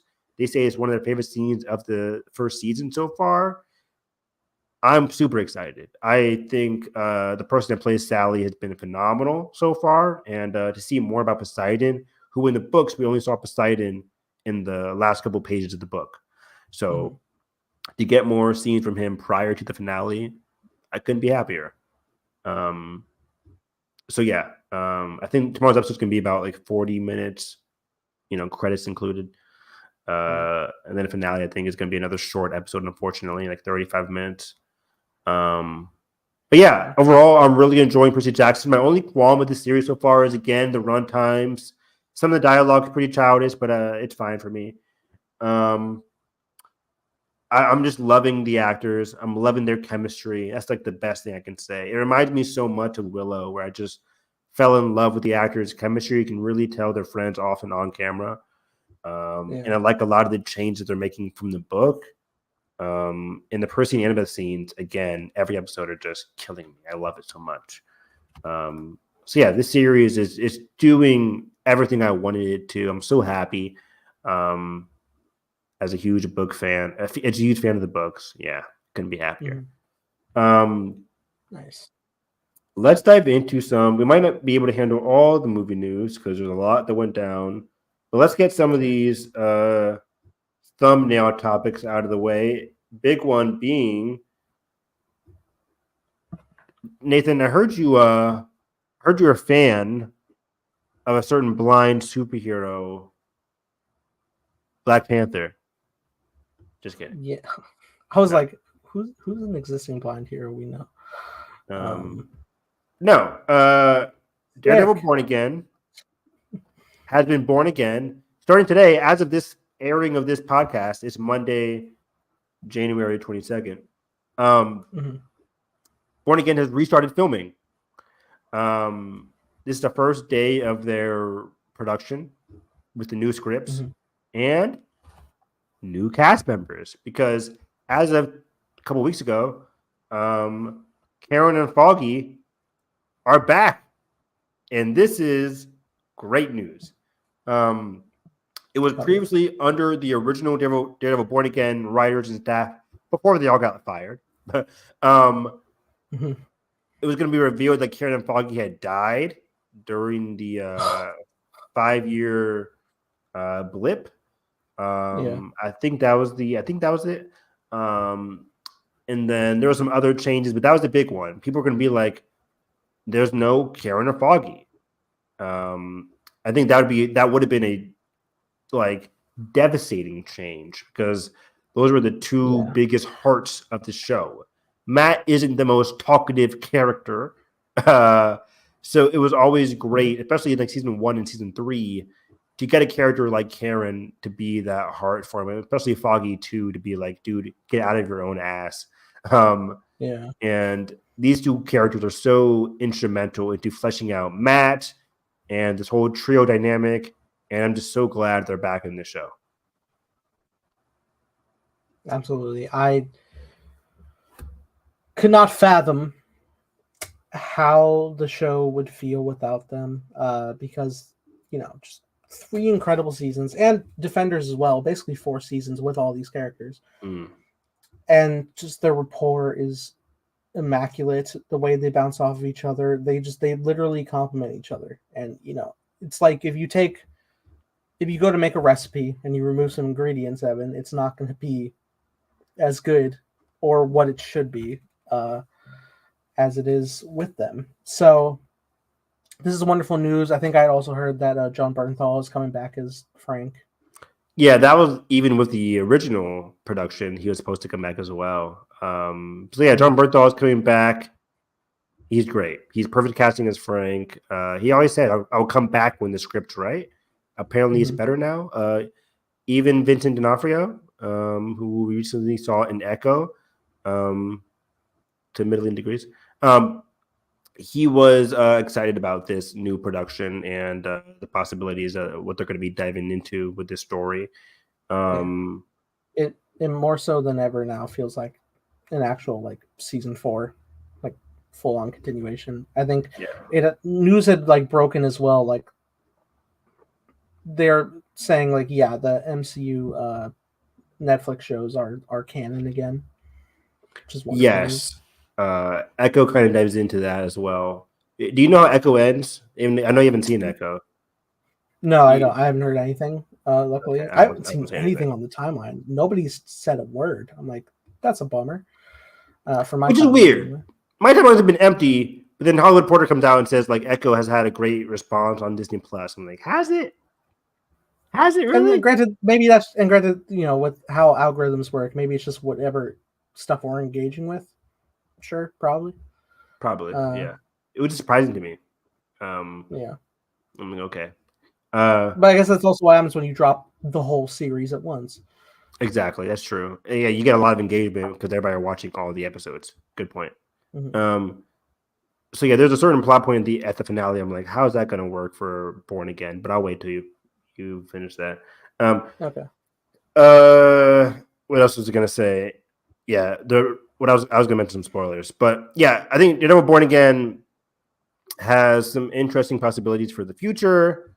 And I'm very curious to see how Kingpin and Daredevil's relationship works post Daredevil season 3. How much I know it's all canon now, but like, how canon is it? Because he ended season 3 in the gutters. We see him in Hawkeye doing pretty well for himself. Echo doing pretty well for himself. I'm like, what changed? I guess the blip changed where he was kind of the kingpin during the blip, and he had got a lot of power during that period of time. Right. But does New York just forget? I guess we'll have to wait and see. Because I remember like the whole like big thing between them, how Matt was able to like officially win without killing them is like he threatened basically, if you go after Karen or Foggy, I will make sure you will never see Vanessa ever again. Which is just a powerhouse of a scene. The I beat you. It really, we meme it to hell, but it's so fucking good. If I see that scene on Twitter one more time. But in context of the show, phenomenal. Wonder if they'd get the original actress back at that point in this rehaul. I don't know. I can't remember. Is Vanessa in Echo? I don't think so. Is she? No. Okay. So yeah, I mean, no offense to the new actress hired. It's just hello. But yeah, they did hire somebody else. I forgot about that. Yeah. They did. They did a recast. Don't know why. Don't know why. But yeah, I'm hoping for the best. I believe Daredevil Kingpin stuff is going to be factoring into Spider-Man 4 based on rumor. Civil War. Let's backpedal that one. Nathan, you told me there's a Civil War. I didn't tell you. The internet told you, and I was like, "Here's what I heard." I'm kidding. Yeah, and we talked about it last stream. If you want to go into that, we don't think it's a good idea. Right. Well, the initial pitch, like, but if they're going into what I'm more so hearing, which is basically Mayor Kingpin calling an act against vigilantes, like Spider-Man and Daredevil and co. Then yeah, I could totally play ball with that, and any featured guest, more so to a small role to cameo level. Agreed. Sure. Agreed. So in general, I'm excited. They also mentioned, before we close out with this topic, they also mentioned how originally with the other production, it was supposed to be 18 episodes. That was the big pitch that Foggy mentioned up top when this got announced. No more. They said they might go back to the Netflix original of 13 episodes, but episodes are subject to change. Right. And they're starting filming, not having a precise episode count. I'm not a huge TV production guy. I don't know if that's normal or not for TV shows. It could be troubling. It could not be troubling, but I don't think they have a confirmed episode count before they started filming. So we'll see where they go. Hopefully they go where the story goes. So if it's 12, 13, that's cool. We know it's longer than 6 at least. That's great. So Yeah.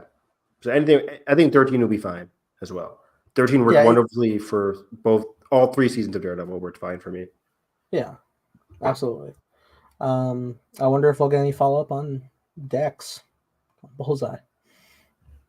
I hope so. He was such a well casted character that season. Yeah, so good. But probably not. By the way, probably not. Season 2. Who's to say? Because there was this villain that was teased for Daredevil. Not in Echo, but like online, there was a rumor. Oh. Whatever. I didn't mention it. I didn't note it. But anyways, let's get into some more casting. There's so many movie news. We're not going to get to all of this here today because I am so tired. A new Jurassic film. Was this the only thing? I was going to say that for next week, but we can talk about that now. What was on our thumbnail? Because I want to go over what was on our thumbnail. We covered everything on the thumbnail. Okay, cool. Not to worry. Okay, cool. I don't want to mismark it. Let's go over some casting because I'm a Last of Us head. I live and breathe Last of Us ever since 2013. It has become my obsession, my daily life, my everything, my love. I can go on. But one of my favorite actresses of not all time, that's Emma Stone, but one of my favorite up and coming actresses, Caitlin Dever, who I cannot stop talking about. She's everything. She's awesome. Is confirmed as Abby. Confirmed. Now, we've already talked about it in terms of a rumor, and we thought, great. Now, let me get some backstory to this. I think Last of Us, the Pedro Pascal and the Ellie. Bella Ramsey. Bella Ramsey. Thank you. That's why you pay the big bucks, Nathan. Bella Ramsey, excellent portrayals of Ellie and Joel, but they're different from the games. If you watch our streams about season 1 of Last of Us, each episode we talked about how little bit of the dialogue and decision making made it so that Joel and Ellie went on different personal paths than the games to a degree. Same end point, beginning point, but different, slightly different journey. Ellie's activated. Yeah, Ellie's activated. That was very interesting buzzword there from Craig Mazin. And what I think about Joel being so different is that important scene between Joel and Tommy in, I think, episode 5 or 6, where Joel breaks down to Tommy being like, it's a scene where in the game, Joel says, hey, take care of Ellie for me. In the show, Joel really goes into his inadequacies and his how he can't really physically and emotionally take on Ellie anymore. Which, while in the game, Joel was kind of like, you owe me one, Tommy. You owe me one. And you can internally know that, inside, Joel's feeling a lot of pain. But it was on the gamer to understand that from the cutscenes. But from the show, Pedro verbally pronounces his faults and his flaws in a way that felt very different from the other Joel. I say all that to say, I think Caitlin Dever is not who I expected to look like Abby, but I think it's perfect casting as an antagonist to Bella Ramsey, and is a phenomenal actress to embody the ideals of Abby. Yes, I think she has to work out. Even Laura Bailey was like, I would love to show Caitlin Dever my workout techniques or something like that. I think Craig and Neil, Craig Mazin, the producer, and Neil, the creator, I think they know Caitlin has to work out a little bit, but even if she isn't buff and imposing as Abby is in the game, because it's kind of hard to look like that. Knowing what Caitlin Dever looks like and knowing what Abby looks like, it's kind of hard to get a 1-to-1 comparison here. Yeah. Doesn't really matter. We know Caitlin's going to work out. It's really all about framing. It's about framing. It's about Caitlin really embodying Abby's goals, her mindset, which is always, to me, one of the best parts about The Last of Us Part 2. Playing as Abby was so one of the biggest surprises in gaming history for me. And really understanding her mindset, her vendetta was really cool. And I think the show is going to dive deeper into that, probably in the span of 2 seasons. Because I do believe they're going to split part 2 into season 2 and season 3. So I'm very curious. Joel is not, spoilers for the game, which if you didn't play the most famous game of all time. Spoilers for the game. Again, I'll wait 5 seconds. Spoiler. Anyways, I'll wave my hand when it's over. Joel dies early on in Last of Us Part 2. He's dead. I do not think Joel is dying in episode 2. I just don't think that's happening. No matter how much the internet thinks that would be funny, I think Joel, I don't know where they'll pause this season, but I think we're going to get a lot of information about the gap between part 1 and part 2. There's like a 5-year time span there, I think. Honestly, yeah. I could see them like not doing the out of order storytelling. I can honestly see them doing the back and forth angle with Abby and Ellie. We may actually just like start with like doing the whole journey of like young Abby growing into her friend group. Experience like her life with her dad. Right? Get care for her and him and their father-daughter relationship. And also on the flip side, experience the journey of Joel and Ellie growing in what's it called? The town. Jackson. In Jackson, right? Spend time with like Ellie in the town, friendship with Dina. Building up that dynamic there. The dynamic between Ellie and Joel, their ripple apart between each other. And I know it's such a heavy hitting moment, right? With the final scene of the second game where they're both on the porch and like they want to try again. Stop it. Oh my God. It's so good. It's so good. But I can very much one of my favorite gaming scenes of all time. Yeah. But I can also see the emotional complexity of like their rip apart explored in season 2 while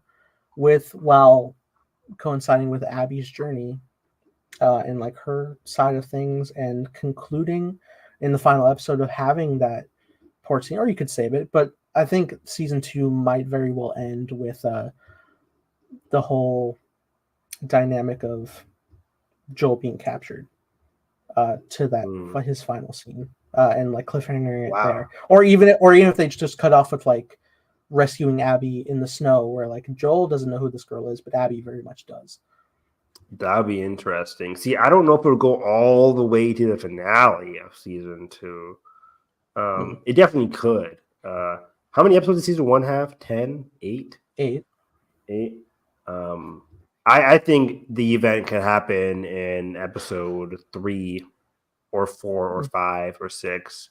I don't know. It's so hard because season Last of Us 2 is such a long game. There's so much to adapt. So I can see them doing all this and leading up to that point, and then season 3 being the revenge tale, but also the like looking within of like what am I becoming journey. True. Because that in and of itself can be its own tale. Very much especially like if you build a dynamic with Dina in season 2, and then you know season 3 being where Dina leaves with the child, Jesse's child, and Ellie's alone. And like I still need a third game, goddammit. But I really hope they make a third game. I think it is happening, dude. I think it is happening, by the way. Yeah. But I think they're going to do a new game, a new IP first, and then do part 3 in like 2030. Well, it's just because I could see them doing like taking the time of having 2 seasons of The Last of Us show, developing the second game, and then after that it's like, all right, boom, we got a release of a third game, and then we'll go into production of a third or a fourth season. Yeah. That would be amazing. I hope. That would be amazing. But what if part 3 is as big as part 2 and they have to do 4 and 5? Do 2 seasons again. You never know. So Seattle Day 2, season 4. Fuck. I know. But you mentioned Dina and Jesse, and I want to show the audience because some people might know what young Mazzino looks like if you have not watched Beef on Netflix. Oh, Always takes me a while to present. I got you in a second. Come on, computer, share. There. cool. You see it? Yeah. Yeah, so I think this is young Mazzino, who was great in Beef. He played the brother to Stephen Yoon's character throughout season 1 of the Beef. So he had played Okay. Jesse. He was great in Beef. I think he'll be great as Jesse here as well. Jesse's one of my favorite characters from Last of Us Part 2.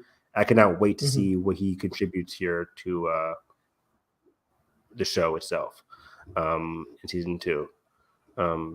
Absolutely. Yeah, that'd be very fun. What do you think of the casting here?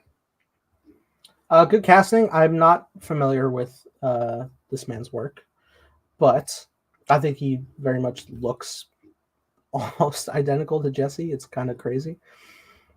And yeah, I'm Crazy, hoping to really see. identical casting. Yeah, and I'm very much looking forward to what they're going to bring. They have not let me down with any of the casting from the first season, first game. So I very much trust what they're going to deliver. I know if they've been hired that like they're going to deliver a hell of a performance because everybody has. So yeah, I very much look forward to what he brings. Exactly. But I think everybody else knows the other names here that I'm about to say. This one is I lost my mind. I lost my mind because I love her too. She's a great actress. Isabella Mersad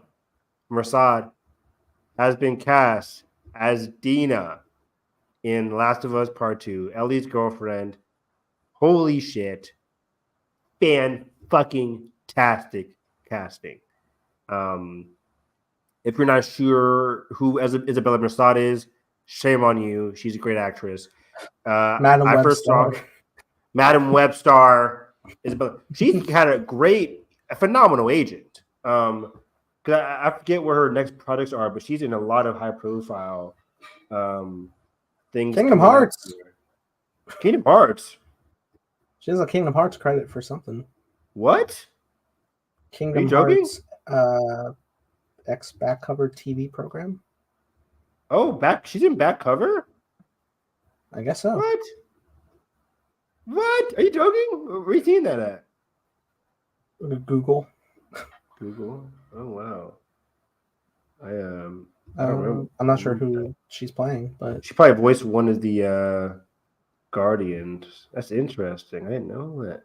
But Isabel Mersad, I first saw her in 2018's Sicario: Day of the Soldado. She was the lead girl in that Sicario sequel. She was also in one of my favorite movies with Mark Wahlberg and I forget the comedian's name, but it's called Instant Family. Very great comedy there. The year after that, she was in Dora the movie, Lost City of Gold, which I did not see, but I heard she was great in that. She was also in Netflix's Let It. Yeah, she was Dora. She was also in Netflix's Let It Snow, which was like a musical thing on Netflix from 2019. It was pretty decent. And then she was in a movie called Sweet Girl on Netflix in 2021, which I saw with Jason Momoa. Not a great movie, but it's an action movie. And then Rosaline last year, or 2022, on Netflix. And she was great. She played with Abby, Caitlin Dever. Caitlin Dever played Juliet. She played, Isabella Mersad played Juliet. Caitlin Dever played Rosaline, and they were vying for Romeo's love. It was a very funny movie. I recommend Rosaline on Hulu. But she's going to be in Madam Web this year, next month. She's going to be in Alien Romulus coming out this year. She's going to be Hawk Girl in next year's Superman Legacy. She's going to now be Dina in The Last of Us. Does she have the best agent? What the fuck? I'm like, holy shit. Yeah, it's crazy. whoever this agent is, Amy Adams needs to call. And then there's these two products called Ballerina Overdrive and something Turtles. I don't know what it's about. Not Turtles. But I'm just like 2024 is going to be her year with Alien, Madam Web, and then next year Superman and Last of Us. Great things ahead for her. I cannot wait to see her chemistry with Bella. Because they're around the same age. I think Isabella is like what, 23? She is does this 22. does not mean the background girl from season 1 isn't Dina? No, sorry guys. She is, but we're getting a 5-year time skip, so that's fair. maybe just put her in there. But it was always supposed to be a tease for Dina. I know, but she looked like Dina. When we Googled who she was, we couldn't even tell what she looked like in the show. We're like, is that Dina? We saw some girl. It wasn't that far away. Yeah, she was far away. She was literally hiding. It was a medium shot. Yeah, we'll see. So yeah, Dina has been cast. Screencaps.org. Jesse has been cast, and Abby has been cast. Once again, Caitlin Deaver as Abby, Young Mazzino as Jesse, Isabella Merced as Dina. Please check out all of their filmographies because all three of them are great. Again, I've only saw Young Mazzino in Beef, and he was excellent in Beef. Beef is only like 6 or 8 episodes on Netflix. I didn't really love the show compared to a lot of other people, especially the Emmys. They loved it. But he was really good. The show is super well cast. Stephen Yeun, Ali Wong, and Young Mazzino are really excellent in that show, among others. So check out Beef. Maybe you might like it. And if you want to get some semblance of how Caitlin Deaver handles action and survival, the past year's No One Will Save You is a great showcase there. Please watch No One Will Save You. She's excellent in that movie. She's excellent in everything. If you haven't seen Booksmart, go watch it. And you haven't seen No One Will Save You, go watch it. Rosaline, go watch it. I'm blanking on the other one. But yeah, Google Caitlin Deaver. She's excellent in the miniseries with Michael Keaton. It was like the drug epidemic, the opium epidemic. She was really good on that show as well. Or Oxycontin, not opium, Oxycontin. That's what it was. The Oxycontin epidemic. She was great on that for Hulu. If you want a longer time with her as an actress. Okay, there's a lot of things here. Real quick, Supergirl casting is happening. Millie Alcock. Maybe I'll pull this up real quick. I gotta go in like 7 minutes, by the way. Okay. Let me pull up this Supergirl casting article because it was very interesting. Let's see if Collider has it here. Yeah, perfect. This is fine. Because if you guys don't know, a lot of these actresses are James Gunn's Supergirl. Millie Alcock was in season 1 of House of the Dragon, and she was incredible. I think she should have gotten an Emmy nomination for like Best Supporting Actress. Because I know Emma D'Arcy, her older version of the character, was almost nominated, I think. Or I don't even know if she was nominated. Actually, yeah, I don't even know if she was nominated. So either way, she is in the running to play Supergirl. I think she is easily my first choice. Because I think she is fantastic. I don't know what the part looks like, but if they're going for Superman, Woman of Tomorrow, the classic blonde Supergirl look, I think Millie is great for the choice. And she's young. We know James is starting a universe. What do you want to do with your characters? Start them out young. Supergirl is always supposed to be a young character or young character, actress. so obviously they were going to go young anyways, but I think Millie is like the perfect age. I think she's like 22, 23 as well. But then Amelia Jones, let's see if maybe it's on here. So many ads. It's not popping up. But Millie Jones was in the film Coda. Wait, right there. That's Coda. Okay. I know. I don't go on a lot of sites with a lot of ads. But Amelia Jones was in the 2022 Best Picture film Coda on Apple TV, and she was incredible in Coda. So I'll be very happy if Amelia Jones gets the part as well. 2 English actresses in Amelia Jones and Amelia Alcock. We're fine. And then I don't know the other one. Amelia Jones is also in Lock and Key, by the way. On Netflix. Lock and Key. Yeah, that's pretty much it. The other actress was someone else, but I think Amelia Jones, Amelia Alcock are the 2 ones that they said are in the running the biggest. And we know how these casting things go. We hear names, and it goes to the person we never heard of before.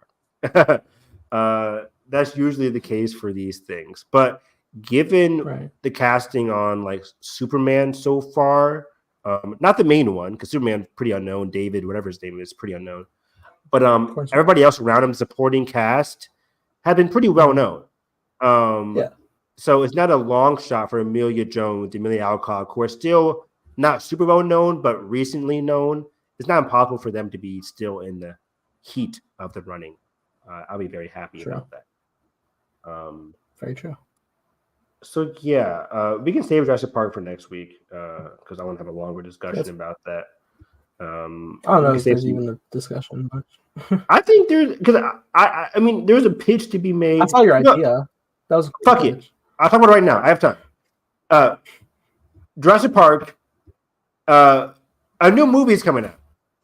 A new era, they said. I think. And well, let me go to the pitch because they're bringing back David Koepp, who wrote, who helped write the original 1993 movie, and the 1977 sequel. Like that means anything. But they want to start a new era. I think the words were like new era in the Jurassic Park franchise. Nobody wants this, first of all. Second of all, I mean, maybe there's a few weirdos out there like Nathan. Just kidding. I mean, yeah. I wouldn't mind this. I would like to watch. Of course you are. You like dinos. I do, but hey, you know what?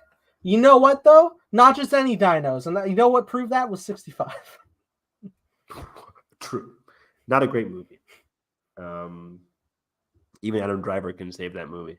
The Last of Us Jurassic Park, as I call it. Yes.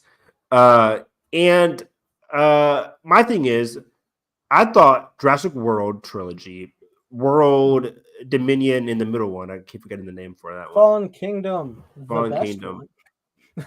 Maybe. I'm not sure. That's directed, at least. For sure. I thought that showcased to everybody, even the producers, that we're running out of ideas. Where can we go with these movies? But I said, if you really want to give us a new era, you have to go Planet of the Apes. I thought they were going to do this with Dominion because the pitch was like, the worlds are colliding. Remember that? It's like, oh, the worlds are colliding and humans got to deal with it.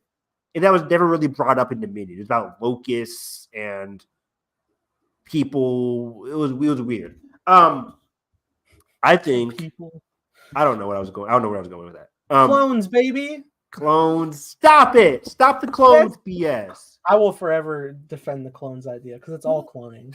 It's stupid. From the jump, it's been cloning. It's like, we can't do it with people, even though we got people right here. It makes sense. It's a launch. No, in the world, yes, it is.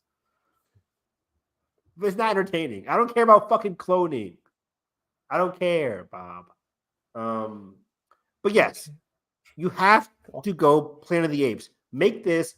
If people have seen the trailer for Kingdom of the Planet of the Apes coming out May 10th, I think. What a wonderful day. What a wonderful day. It looks fantastic. Why? Because we're moving even further from the Apes trilogy of the 2010s. And this one is where apes have taken over the world.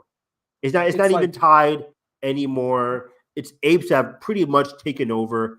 Humans are now the minority species. We're going like full first ever Planet of the Apes film. Exactly. We're getting very much closer to that time span. And for me, you got to do that with dinosaurs. Even though it would be even crazier because dinos are a lot more dangerous than a couple of apes running around. But like you have to go where it's like these humans are the minority species, they're survivalists, and give me that like post-apocalyptic.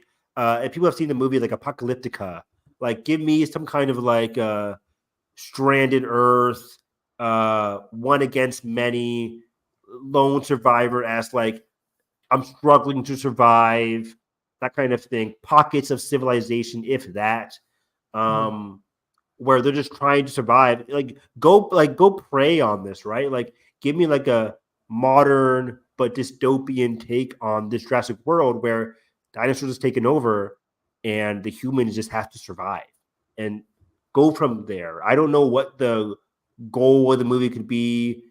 There's no park. There's no nothing. The world is the park now.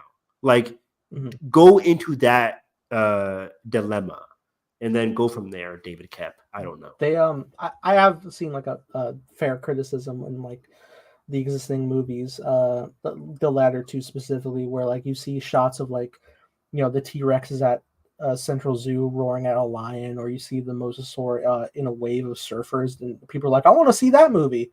Totally fair. Absolutely. Let's explore like them in the actual, like, because you know we were spending time in like remote locations still with the dinosaurs, and like, you know, blue and the humans are up in like the mountains and shit, and it's like, well, let's see the fucking invasion of cities, right? Like let's see like the actual like we remember there was like that one like special showing the T-Rex in like the drive-in, but that was like I think cut for a special. Yeah, it was weird. So we'll see. But I know you got to wrap up. It's no worries. But yeah, let's do you agree with that fresh. though? Yeah, I do. I do think we should have something fresh. You know, it does seem like every entry we've had has just been like, but the corporate greed of organizations coming in. It's like we can stop now, and there's always like a flow of connection. It's never like, you know, you get an original crew, but it's never truly fully original, is it? It's always like, oh, I worked with Hammond, or like, you know, talking with Jeff Goldblum and shit. Yeah, we should just like from scratch, or not even from scratch, but just like get like a new section, like unconnected to people in a scenario, like fucking Cloverfield or something. Exactly. New cast, no connections, start fresh, and it's not that hard. I don't know where you can go in terms of plot. Like, are they going to be looking for a cure? Are they looking how to save the world? I don't know, but just give me a survival tale and start from there. That's all I'm saying. I think that's why like Dawn of the Planet of the Apes has always been my favorite, because it really is that cusp of like there's still the humans trying to exist, and like there is like the attempt to coexist, but you know, through like exploiting the faults of both sides of like they're gonna turn on us first, we have to act first type deal, then stuff goes to shit, and there's still like the actual like coexisting ones and caught in the middle that don't want this, but it's happening. It's so great. I love Dawn. We're gonna do those commentaries this year. We'll get into all of that. But yeah, find me on Twitter at HarrisEB9. Earlier today I did a podcast going over my last minute Oscar predictions on Where Heartbreaks Feels Good. So follow my Twitter account for that, where we go over my predictions, my hopes, my wishes. I really hope Suzume gets into Best Animated Feature. I really think it's possible, but it would have to mean Elemental maybe has to like leave, which I don't think is happening.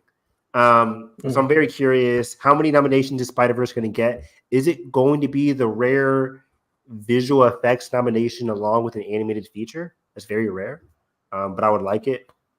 And then, I'm excited for the actors nominee. Mark Ruffalo better be nominated for Poor Things, amongst other things. So that's all I'll be tomorrow, right? Tomorrow morning at 8:00, which I have a free bell during that time. No students, so I'll be reacting live to it all. And I can't wait. So again, follow my Twitter account for all that. And then, of course, Percy Jackson, I'll be live tweeting my thoughts about the penultimate episode tomorrow night. Nice. You can follow me at _TimeBlazer. Make a show called Time Blazer with co-starring creative consultant Evan Harris. That's me playing the best character, Ben. Absolutely. New stuff about to come out tentatively. So that being said, if you enjoyed this, make sure you like, button, subscribe, not already, ring the bell, and hope you have a great day. And catch you guys next time.